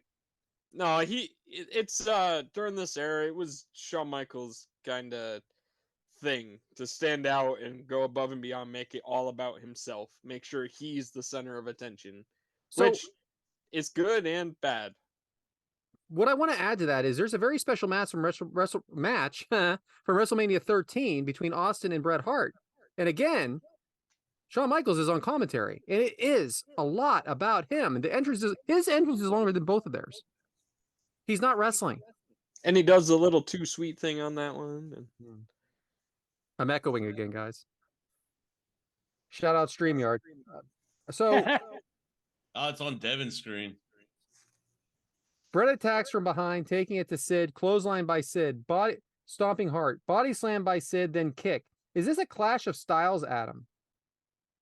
A little bit, but I mean, it's Bret, though, so he can work against anybody. Mm-hmm. Elbow to Sid, headbutt to the gut by Bret Hart. Sid knocks Hart into the outside. Mike, are you a fan of the pink and black gear of Bret Hart? Kind of had to be, because that was his colors, wasn't it? Do you think you like it more now than you did then? I wasn't watching then. Oh, for the love of God. Can't you just kayfabe me for once? Shout out. I was watching that. I don't think I ever noticed it. I'm really a big fan of Bret Hart, though. So, Mike, I got a question. This is late in '96, so you had been a fan of WCW at this time because I've- Hulk I've Hogan had been- turned heel. That was right when I was like getting into wrestling. So So when it's did not you like- fully come into WWF then, being a fan? We're still working on it. Yeah, it was probably about 97 or so. It was right after Austin won the title. I mean, Austin's kind of what really got me over. That was 98. Okay, Ah, so yeah, that's And then did you fully jump to WWF? yeah. I mean, So I still you watch. really didn't watch Bret Hart. No, I didn't. I watched a little bit of WCW here and there, but I didn't watch a lot of it. I watched NWO stuff. So I've gone on record to say that I watched Bret Hart and the Hart Foundation because that was more the golden age, really. And Mhm. then I did take some time off in the early 90s, and all of a sudden Bret Hart and Shawn Michaels were in the main event, and I was like, when did that happen? They were tag team. So I do admit to that, but I was a fan of. I did like the Hart Foundation as a heel Why this guy from the Rockers fighting this guy from the Seriously, I thought, and then I realized everybody went to WCW, and I'm like, WWF has really gone downhill. I thought. Devyn, what's happening? Is it still doing it? I apologize. Okay, so it is him. Okay, great. Sid, And maybe that's why I'm not a big Bret Hart fan, because I think I just missed him when Yeah, he was with it's WWE. possible. I was kind of watching WCW, and then right when I switched to WWE, he went to WCW. It was not the most popular era in WWF time. So, Right. but again, we're going to talk about technicality of Bret Hart throughout this match, and there's no taking that away from him. So Sid dumps Hart over the top rope, then into the rail, throws the mat up. James, how do you like the 4-man booth here? I am glad you brought this up because you didn't ask me who the commentators were. But Oh shit! yeah, you didn't. Whoa, let's yeah. get worked out here. Get your Rolodex out because it's a doozy on this one. We have Jerry Lawler. We have Jim Ross. We have Vince McMahon, and we have Shawn Michaels. We have there's Who's like that guy in you the said, back? like you said with Shawn, like there's a little much here. I think it's a little much here, especially with 4-man booth, and you can kind of tell that JR tries to reel it in at times, but most of the time it's just Shawn Michael blabbing out his ass and then kind of hyping up the him and Bret Hart thing. Very good, thank you. And I'm glad at least I asked that question because it incorporated it. Because I was waiting on man Brad's about to ask me, and I'm gonna have to name 4 motherfuckers that are in the I'm going booth. back in my notes here. I'm thinking, why didn't I do that? I always make sure I do that. Oh well. So Brett pushes Sid into the post. Devyn, Hey, sorry. yes. No, go ahead. Last match, one commentator, Joey Styles, baby, a man amongst men in that. And then this match, 4 motherfuckers, So yeah, good. JR hated it too. Oh, you damn right he did. We know Shawn Michaels could have did it alone. He basically There tried it to. is. There it is. It's quite obvious that Michaels dislikes Bret Hart, but he's giving him a lot of compliments too. How did you feel about that contrasting the compliment and the insults? Now that we're going back and talking about it, I really hated that Shawn Michaels was at this match. Like, was that commentary? Like, why is he here? Like, I get he's the one that lost the title, but just because you lost the title to Sid really doesn't make you have to be the one that's out at ringside. Yeah, I don't know. Going back and talking about it, it's kind of annoying me now. I like it. I like that we've triggered something here. Yeah, I've Before always we been the go- biggest Shawn Michaels fan, and now it's like, yeah, why was he so much involved with all the Bret Hart side angles? Before we move on, Brad, I don't know if y'all noticed during this match, the referee, I know it's Earl Hebner, one of the best, but he starts his count over outside 5 different times. They go outside. You'll hear 1, 2, 3, and then he'll say something to Brett and then start over. Stand right beside him. 1, 2, 3, 4, say something to Sid, start over. I really believe they'd be fired if he didn't. I think that they didn't get a lot of respect back then. They buried Earl Hebner right here, buried him bad. Well, luckily, he got the nose up. And then he got into the ring and had to start counting. And he would just randomly just stop. I mean, because they just stayed outside. I heard it's because of this match and the way they treated him is why he agreed to the screw job. Yeah. I wouldn't doubt it. But they just buried him, man. And I hate that because he's one of the best. He is one of the best. And if you'll go back and watch it, he'll count to 2 or 3, say something, and start right back over for no reason. So Brett's in control now, focusing on the backbreaker by Hart. Do you like this methodical style, Adam? Oh, I love it because it's storytelling and it's building to his finishing move. I mean, Brett did it better than anybody. He does. He really does. Hart continuing to punish Sid's back. Everything he does has a purpose. Snapmare by Hart. By Hart. Do you find it odd that the smaller man is dominating this match, Mike? No, because Brett's supposed to be the best there is, best there was, best there will be. Fantastic. I mean, and he's a better wrestler than Sid is. He's 4 times better than Sid. Is there a reason you specifically Sid's asked garbage. Mike that question? You're an Sid asshole. is garbage. No, I You're an really asshole, didn't, Brett. James. Jeez. Now, Brett's Sid's kicks are terrible and he can't sell worth the shit. Listen. If we want to get Sid on the show, we can't be insulting. So let's. Shawn Michaels said a line at commentary around this moment where he said, "Sid is just like our luggage because we're carrying him through everything." Thank you, Brett Hart. But they are. Was it softball season? Oh man. No, This is December, so no, it's too cold. So The playing only for us. reason he's in the ring is because of the way he looks.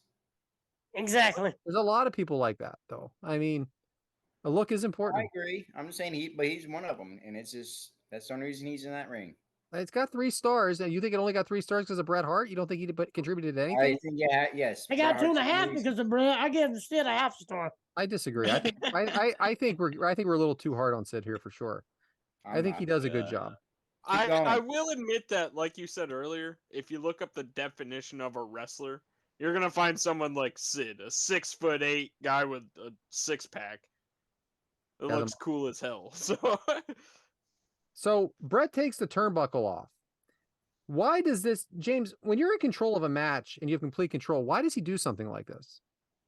I don't know. And I know it's the wrestling shtick or whatever. Like, he who does shit like this is going to end up the person taking the action of it. Like, the person that pulls out the table, pretty much going to be the one going through the table. Like, we can switch that up every now and again. Just my personal opinion. But yeah, I don't know why you would do this. Like, it seems like kind of random. Like, you didn't need to do this. You know what I mean? He's in complete control of the match. Yeah, exactly. And he takes the turnbuckle off, and he's the babyface. Yes. That's just so, I so odd. 100% agree with you. Like, usually that's a heel thing to do, and usually it's like they're kind of like, I'm going to sneak my way back into it type of thing. Right, and he was not in a desperate situation. Exactly. No, I like how the Miz does it. Miz will be like reaching for it, just grab it and yank it and just chunk it. I mean, he makes it look like, oh man, it was like a plan. Bret Hart just walks up to him, just grabs it, and okay. And, slowly unties it, Yeah. And like everybody, what was the time out. referee doing during this time? Sid's just Well, like, There's not a 7-foot guy behind me about to whip my ass. Yeah, Sid's like, hey, I check just this asked him to do this corner real pad real he's quick. like, 1 second, Sid. 1 second. Yeah, let like me get this Adam off was where saying. George Animal Steel comes and eats it. So then we have This a absolutely kills Earl Hebner, just allowing him to do it. Exactly. What was he doing right here at this time? Tying up the other one. Yeah, talking to He's on the Sid. other side, tying them, make sure they're nice and tight. So the announcers called the next move a suplex, but it was definitely a back body drop by Hart. Kick out Sid. Then you have a suplex by the Hitman. Devyn, who is your favorite Hitman in a movie or mafia personality? Oh, Scarface himself. it's been a Probably. great New York question, and then he chose a Floridian. Just saying that. Well, who you want me to choose? Tony Montana? What about That the is Hitman? Scarface. Hitman. I don't know. What about That's the why his name Hitman was in my head. and the That Hitman? makes sense. All right. I don't watch mafia movies. I watched Apparently one of not. them. Apparently, I picked the wrong guy, and that does happen here. Adam, Mike, even with who's a good Scarface? What about Al Pacino? no. Desnell Washington? What movie gangster whatever? Training Day? American Gangster? American Gangster. There we go. No, about I that like the actual movie Hitman from the video game. Well, that's another one I'll say. The That has Hitman the from barcode on the back of his head. Those Yeah, are go sweet ahead, video guy. games, too. Yeah. Shout out. Shout out Tony Soprano. So There it Adam, is. Oh, Even- I know one. A Bronx Tale. I like that. Oh, movie, but that's the name of the That is guy? a good movie. I Yeah, don't his know name the guy. That's the only freaking Sonny. mafia movie Sonny. I watched, though. His name was Sonny. No, I Sonny, thought that was a Jackie yeah. Chan movie. Adam, even with a 4-man booth, they're not calling many moves. Do they know how difficult that is for me? It's aggravating because I mean they're kind of carrying on their own conversation, and to some people it takes away from the match completely. Exactly. Especially I with bet me you trying to write JR down was. the moves. I bet JR was bubbling under his skin like motherfucker. yeah. Just call something. Sid throws Brett off the top rope. Sid on the offense, but selling the back. Big boot by Sid. Power slam by Sid. Into the cover. Hard out at 2. Kicks to Brett. Then a clothesline. Misses the leg drop. Sid fights off the sharpshooter. Mike, if Sid was active today, who would you like to see him face? And what position did you play in softball? I was left field in softball. That was badass, Brad. Kudos to you for that. Who could he wrestle today? Goldberg. I think Sid would be just as good today as he was then, like as in like a character. That's not saying a lot. And a force to be reckoned with. Man, I'll tell you what, for someone that's I don't 5'7", know. and I'm 5'8", everybody here's out of shape. We sure have a lot of bad things to say about Sid, huh? No, no, wait. One thing though, if Sid, like at this time, Sid was here today, I think he might be able to do something because they do have like the performance center and everything else now. If they took him and put him in there for a couple months and actually train him how to like wrestle, I think he'd be a hell of a guy. Yeah, but as long as it was Christmas time and not softball season. Hey man, Yeah. we all have our hobbies. I left work early to try to get this podcast in. Yeah, I'm sure you did. I did rush things along, I will say that. Steve Austin out of nowhere attacks Hart. Did you see that coming, James? No, I really didn't. And it was kind of like abruptly out of nowhere. But granted, this is their feud back and forth. So, I mean, I could see it, but I didn't see it. Earl Hebner gave it away. Yeah, and where was Earl Hebner? He actually got in between them. The first. See, here's the thing: the referee never get like if he reaches over the ropes to grab a guy to grab his hair, you never see a referee get in between the guys. He's usually counting, "Hey, let go." But for some reason, he had to get in between them this time so he could be distracted. He gave it away, and I didn't like it. Bulldog and Owen Hart handle the situation pretty quickly. Brett selling the leg that Austin attacked, but Sid does not attack the leg. Stomping Hitman. Devyn, does Sid, now I'm going to ask this, it's going to be a double meaning. Work as a babyface. So what I mean by that is that does his overall presentation work as a babyface? And does he actually work in the ring as a babyface? Well, So for the first part, yes. He has the airport test. He passes it immensely. He has every guy or girl looking at him as he walks to the arena. He has all the girls screaming when he throws up his arms and does his Sid pose. Like, you hear the big loud pop. Like, the people want to cheer for him. But no, he doesn't really wrestle like a babyface. He does all the, like, the heelish shit. Like, hey, Sid should be in there, like, kind of like 911, who we talked about earlier. Just choke slam the hell out of him. Powerbomb. Let's get the hell out of here. But Sid, he's in there. He's going to do the little, mischievous things. He's going to try to get under the ref's skin. It's like, I don't understand. Like, he could have had it all, but he didn't play into that, really. so that's I thought he WrestleMania. did. That's WrestleMania 13 when he faces Undertaker, right? That's the same one as Stone Cold's in. He's a heel in Yes. that. He's a heel in that. He's a babyface here. He gives pounds to the crowd in both matches on the way down to the ring. I just find that so odd. Like, he actually gives angry pounds in WrestleMania 13. Then he gives like regular pounds here, but he still does it.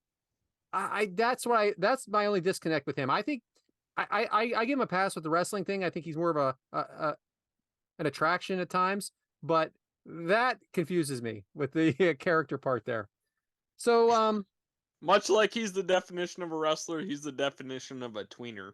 yeah, Doesn't know which way he wants to go. that's true. They both kind of fell into the corner. Brett face first into the turnbuckle. Why is the referee not doing a thing about this, Adam? The turnbuckle. I mean, he that ain't done shit the whole match. Why start now? See, when I wrote this, I didn't know we'd be focusing so much on it early, and probably could have left this question out. And why didn't Sid continue to attack him, though, Mike? Because he fucked up. Because he lost. And then he fucked up again the second time they did it. Chokeslam by Sid into the cover. Hart out at 2. Clothesline out of the ring by Hart, both on the outside. Sid leveled Brett hard, knocked Michaels out of the chair with his hand. Sid pushes Michaels face first into the gate. Or I'm sorry, the what's it called? Guardrail. Guardrail. Thank you. Sid and Hart. That is a disrespectful ass thing to do when you grab someone's face and shove them like yeah. that. Yeah, I don't That- think that's in heat their face. right there. That is heat. I think that is I think that's a little bit over the line for sure. Yeah. I don't think that was the way it was exactly supposed to go.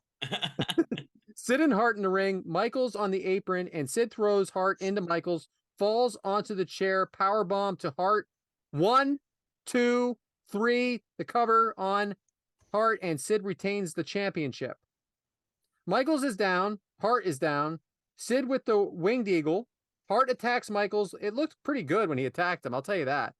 So overall, guys, do we think this was a good main event?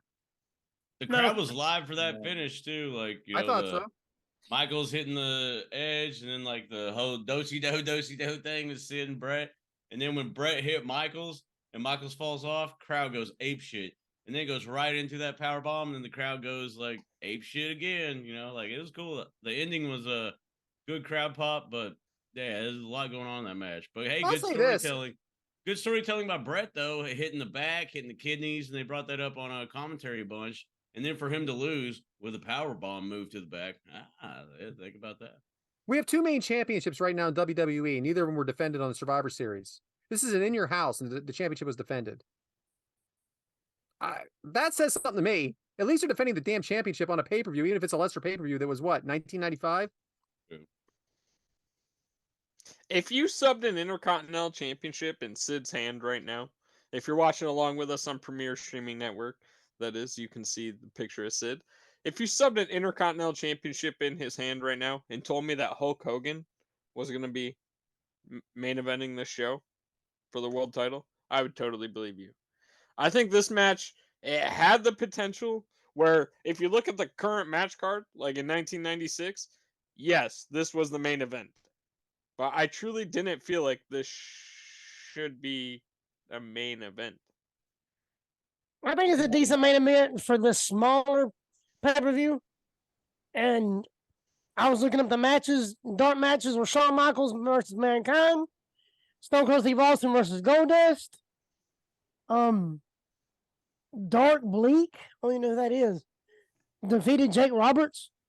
And then we had Sid Brett, Undertaker versus Executioner, Mark Merrill versus Hunter Hearst Helmsley, Owen Hart, British Bulldog, beat the Fake Razor and the Fake Diesel, Flash Funk versus Leif Cassidy, and Rocky Maivia versus Salvatore Sincere. What And a the card. thing about the card he just read, I believe 3 of those dark matches were after this. Yes, they have this one is dark the match. Yeah, main no, event. after this, yeah. In the show, and then 3 dark matches after. Go ahead, Devin. You know it. Yeah, this is the main event for the pay-per-view.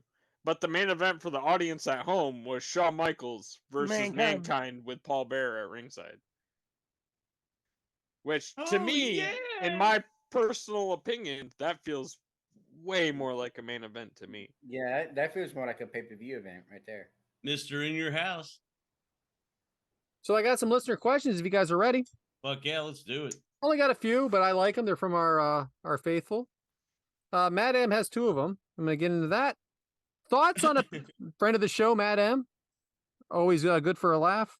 Thoughts on a pay-per-view being named after a specific talent. Vader was unable to wrestle as its time. Matt Cardona was unable to wrestle at NWA Always Ready. Is this like the modern day curse? Or the Madden curse? Madden curse, yeah. Modern day. Modern day. I'm reading wrong. It's a damn good question, Matt. It is a good one because it was Rock Bottom, was Rock on Rock, or Rock on Rock Bottom, and wasn't there a DX one? And I think Shawn Michaels gonna go. There's got to be a Taker one in there, right? At the D-Generation X pay-per-view, they had to replace Shawn Michaels with Savio Vega. That's what I thought. So- Yeah, And I'll tell you what, Matt, you're on something. I agree with Never Matt thought Edgar. about that. Do you want me to correct it, or are you good? Go No, for it. go ahead and correct it. D-Generation X In Your House was main evented by Shawn Michaels versus Ken Shamrock. Rock Bottom was main evented by Rock versus Mankind. There is an In Your House Revenge of the Taker, which was main evented by The Undertaker and Mankind. It's the one where they throw the fireball at Paul Bear. So What's the Man, does pay-per-view he I'm make us thinking look of? stupid? Savio Vega replaced Shawn Michaels. No, we need that though. We need that. that would be In Your House No Way Out right before He is WrestleMania not 14. Googling anything, guys. All He right, is not Brian, Googling anything. Which ones were named after talent that they did not compete in? Always ready? It's part of the reason they don't name a lot of them after talent. Always Ready and It's Time are pretty much the top two answers in that. A Cold Day in Hell, and it didn't even have Satan. Sorry. That's an appropriate joke because God did main event a pay-per-view one time. He definitely did. Let us not forget. So next question by Matt M What is his payday was. what's the worst? Yeah, are you gonna stiff God on the payout? Sorry. Go ahead, Brad. What's the worst Christmas present you ever received? Yeah. My mom got me a dresser one year. I was like 12 and was so upset that my present was a dresser. My brother got a Beats pill. I got a dresser. And I was like, oh, I'm supposed to be happy about this. Thanks, Mom. My sister got a car. I got a computer. Oh, that's Ferris Bueller. I'm sorry. I got a guitar one year, and it was this an acoustic guitar because in music class we were learning how to play the guitar, and I don't know if I talked about it, but I didn't want to learn how to play the guitar in any way. I didn't want to take on another instrument. And my dad ended up playing it though, and ended up being his guitar. So thanks for that Christmas gift. Play-Doh. But no, I have no idea what the worst gift. I'm going to stop talking. I have no idea what the worst gift is. So someone else. I always hated opening. That's probably him messaging me right now. Can you shut the fuck up? I hated if you'd open it up, be like, oh man, it's like a big box or something, and it's full of like khaki pants and socks and shit. Man, it sounds like my work. Or when they do the big box, and then there's another box, and there's another box, and there's another box, and there's another box. One of my relatives did that to me one year. I do that to somebody almost every year. I love it. Like a trinket. Erica did that to me one year, and it ended up being AirPods. In the since you give her a small package, she made you anticipate something big and then the small package. Boom, bro. You got it, brother. I gave her a small package. 364 days out of a year. It was her turn to return the favor. It's funny thing, those AirPods last longer than you do. Hey-o! That shit lasts like 4 hours, one pod in my ear. Yeah, it does. You'll get there. You'll get there. That lasts longer than Blue Chew. What do you mean? 4 hours. Should be a sponsor of Blue Chew. All right, anybody else? Asleep in an hour. Anyone else, Mike? Did you say anything? Well, I'm trying to think. It wasn't like a bad one, but like I went up and my sister was living with my aunt in New Jersey one year, and I kind of just went up there like last minute to go see her for Christmas time. And my aunt went to Walgreens like Christmas Eve to go, and she grabbed stuff from like Walgreens. Like I think I got like a house phone, like one that was still like recorded. Hey, a rotary? Yeah, no, it wasn't a rotary. I mean, but it was like one of the phones that had like. It's got a jack and everything. Devyn has no idea what a rotary phone is either. That's just crazy. Still had like I had I know what a rotary long cord on it. I mean, but they were just the thought that counts there, Mike. The thought it was the thought that counts. Like I said, it was a last minute thing. She didn't know, like nobody knew I was coming. It was like a last minute thing, and she just didn't want me to not open no presents. I guess when all the kids were. Mike got a rotary phone, a stapler, half full of staples, pack of dentine paper. And like the funny part is, like I ended up leaving the phone there with my sister, put in her room because I was flying and back. I wasn't fucking taking like a phone and all that other shit with me on the way back. I just had a book bag with a couple things like a stapler. This binds papers together. In the stapler. It's a red one, huh? Shout out Office Space. Right? All right, one more question, guys. And I have my opinion about this, but I'm just going to shut up until you guys talk. Ben Jones wants to know if Sid had stayed with WWE for the Attitude Era, would he have been a good consideration for Kane? No. Oh, He'd have been good consideration. I don't think they would have done it because no. Sid is Yeah, they wouldn't have done Sid was Sid, but a good consideration. I do agree. I just don't think they would have because Sid should have been Isaac Yankem. it. Yeah. That's not If what they the point would is, have done though. it, if they would have done it, it would have been that one-time deal, and that was it. You have to leave the mask on him forever Yeah, that's what I'm saying. because everybody knows who Sid is. Sid was already a character. You didn't know Kane. You didn't know he played a couple characters, but they weren't etched in your brain like Sid. I think Sid was too big of a star to play that part, to evolve it to what Kane did. I agree. They brought him back 5 times. Kane? No. Sid. Sid. But as Sid, he's Sid. Yeah. Like Sid Justice, Psycho Sid, and Kane was Yankem. Kane was fake Diesel. But at the same time, you don't remember that. He wasn't big enough of a star to remember that. Where Sid was a champion, and you knew. That's kind of what I'm getting at. Like, yeah, I don't think you put Sid under like if it was no just insult to his wrestling rando abilities. tall Not what we're dude, saying. for sure. Yeah. So he was always pushed as a main eventer. But it could have worked. It could have when worked Fake for Diesel short wasn't. term. Short term for sure. Yeah, it could have worked for short term. But anyway, that's the questions, guys. Thank you to our loyal listeners for the questions. Keep them coming. Back to you, James. Hell yeah. Well, I guess it's I don't know who's doing this section, but it's hot take time. So is this a Brad thing or what do we got? I didn't put it on here? there. All right. Yeah, that's me. All right. So these are hot takes with CM Punk. So these are hot takes, and they're 100% from me. I'm not going to say I found them online this time, but I think they're interesting thinkers. AJ Lee will be back in WWE by WrestleMania. Probably. WrestleMania 41. Can Devyn? she wrestle? It doesn't I'm with matter. I Adam. didn't say wrestle. Not this Royal Rumble. I bet she think appears next on Royal TV. Rumble. Yeah. Yeah, but I'm asking question-wise, can she? Or I don't think she's hurt. I think she wrestled independently, didn't she? That's what I'm asking. I don't think know. she's hurt. I don't think she's hurt.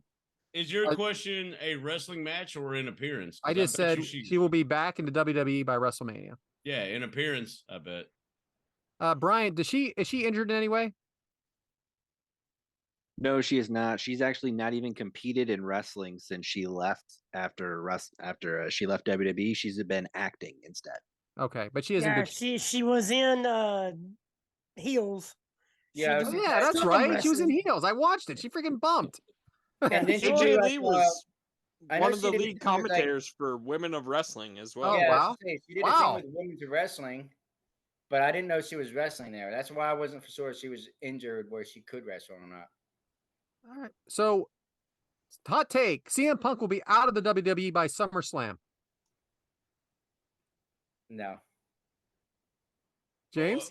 Or maybe shortly after, but I would assume yes. But maybe he main events SummerSlam or has a big match in SummerSlam, co-main event. You get what I'm saying? But I see it less than 1 year, and that's just me. Been there, seen that, done that. You know what I mean? Like, we'll see what happens, because I'm tired and I work with children.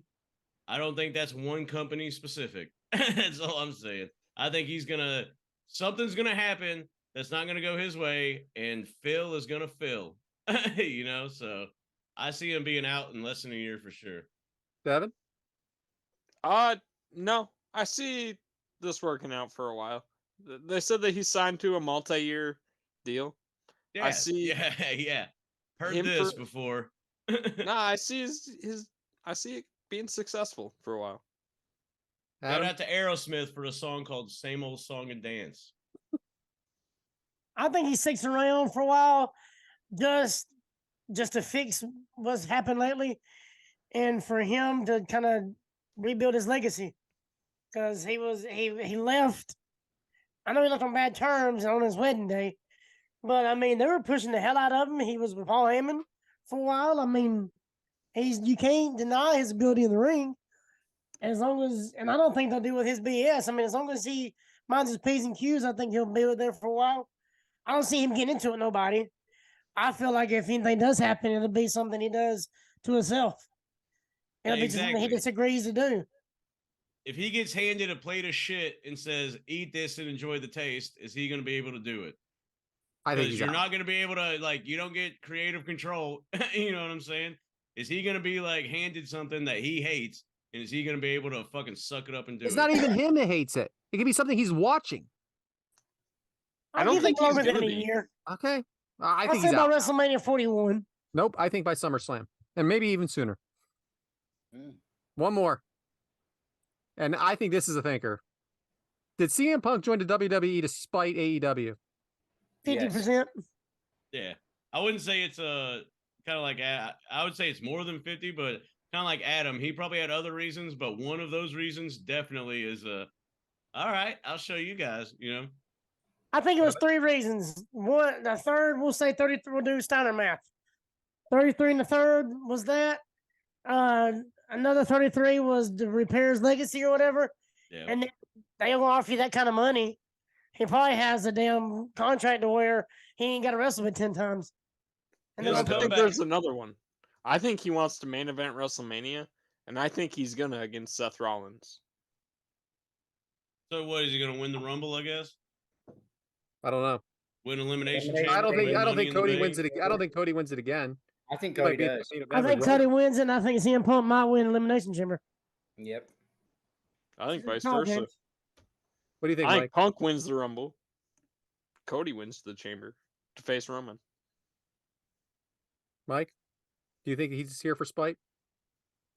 Yeah, I mean, in a way, but I think I believe he got fired on purpose. I think he wanted to leave AEW. He was tired of this shit, and he was at WWE in the backstage before that happened. I think there was a quick talk. Hey, Hunter, what if? Well, when your contract's done. Exactly. Because you know how JR says, go somewhere and learn a new hold. I think CM Punk made his wrestling comeback with AEW to see how it would be, and then in the back of his mind, he knew, I got to go back there because there's way much more money with him joining WWE in the backstory. And then Cody doing it too. He's like, well, Cody did it. Hell, I can do it. I disagree. I disagree. He had 60 seconds with Triple H. All he had to do was say, Hunter, I think spite is a part. What if? I think it's everything, James, and I'm going to tell you why. He could have come back to WWE a million times, and he could have came back for all the money. Why didn't he do it in the last 7 to 10 years? They didn't want him then. He could have. Bullshit. I call bullshit on that 100%.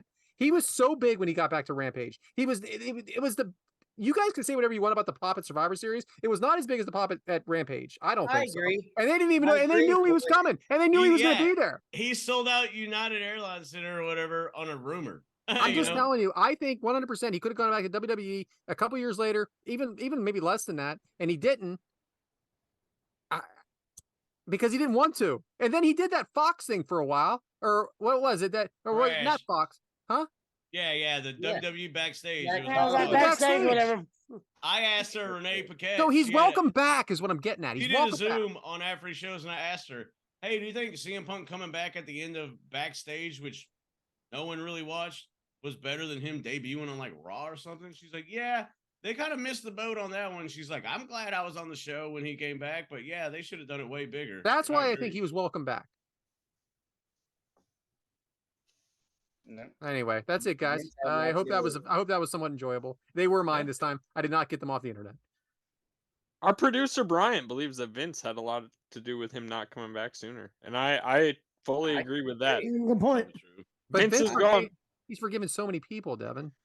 Triple H is the man who repaired the Ultimate Warrior relationship. Yeah. He's the man who repaired so many other relationships in the past. Now that Vince is out of the picture, why not be Triple H the one to bring? Listen, we're never going to know. We're never going to know until we get Bruce fired. Right? And Bruce, we're not rooting for that. I don't wish people to get fired, but man, I can't wait till Bruce is out from under the umbrella. And you might have to change the name of the podcast when that happens. I'll tell you that right now. because there is a lot to talk about. Oh, Bruce. that Hell in a Cell with Bray and Seth. We've covered it in the archives. I can't wait to hear Bruce's like real The I can't wait for sale, that one. COVID, all of it. There's so much. CM Punk. Anyway, back to you, James. All right. Well, hey, awesome listener questions. We always appreciate the feedback. And if you have questions, hit us up on the socials and Brad will collect them. But that being said, it's we're talking about watching some stuff, and we'll watch and see what plays out with CM Punk, obviously. But what's better to watch, or what are the kids watching? Devyn, take it away. All right, so I want everyone this weekend to join me in watching NXT Deadline. It is December 9th. It is going to be in Bridgeport, Connecticut at Total Mortgage Arena. We're going to be seeing one of the first PLEs for NXT in a long while. It's going to be headlined with Ilya Dragunov versus Baron Corbin.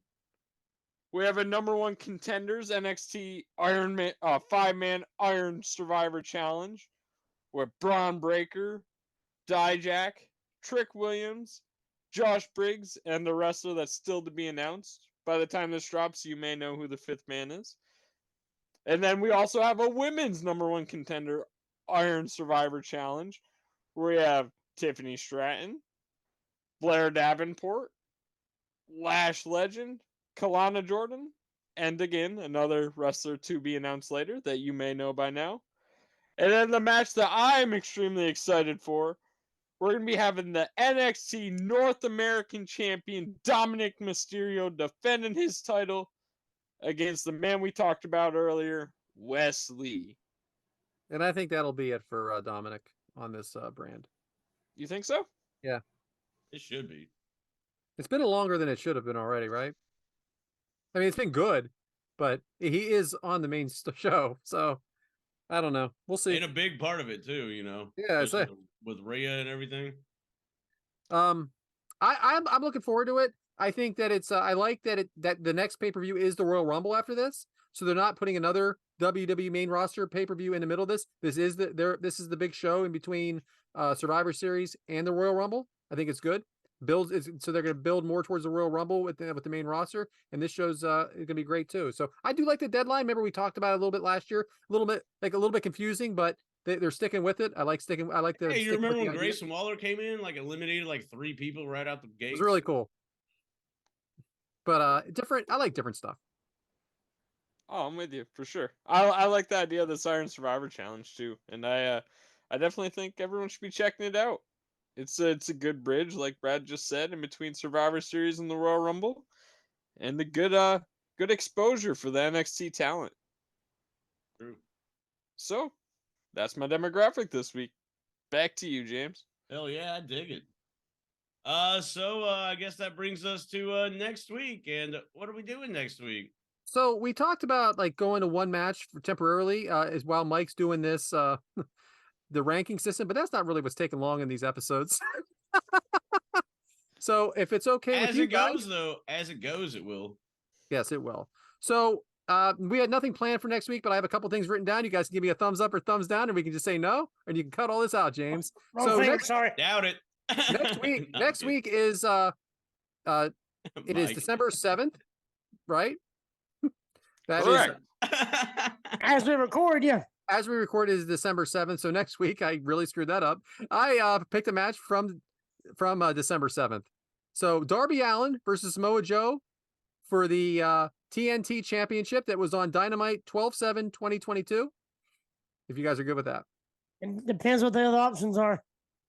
Drew McIntyre and Sheamus versus The Miz and Morrison 12/7/2020 in the Thunderdome. Yeah. Thunderdome? No, hell no. Yeah, those will be fun. So we can do both. We can do one, and we're doing this on air. Let's do the first one. All right. And I'm in the dark now.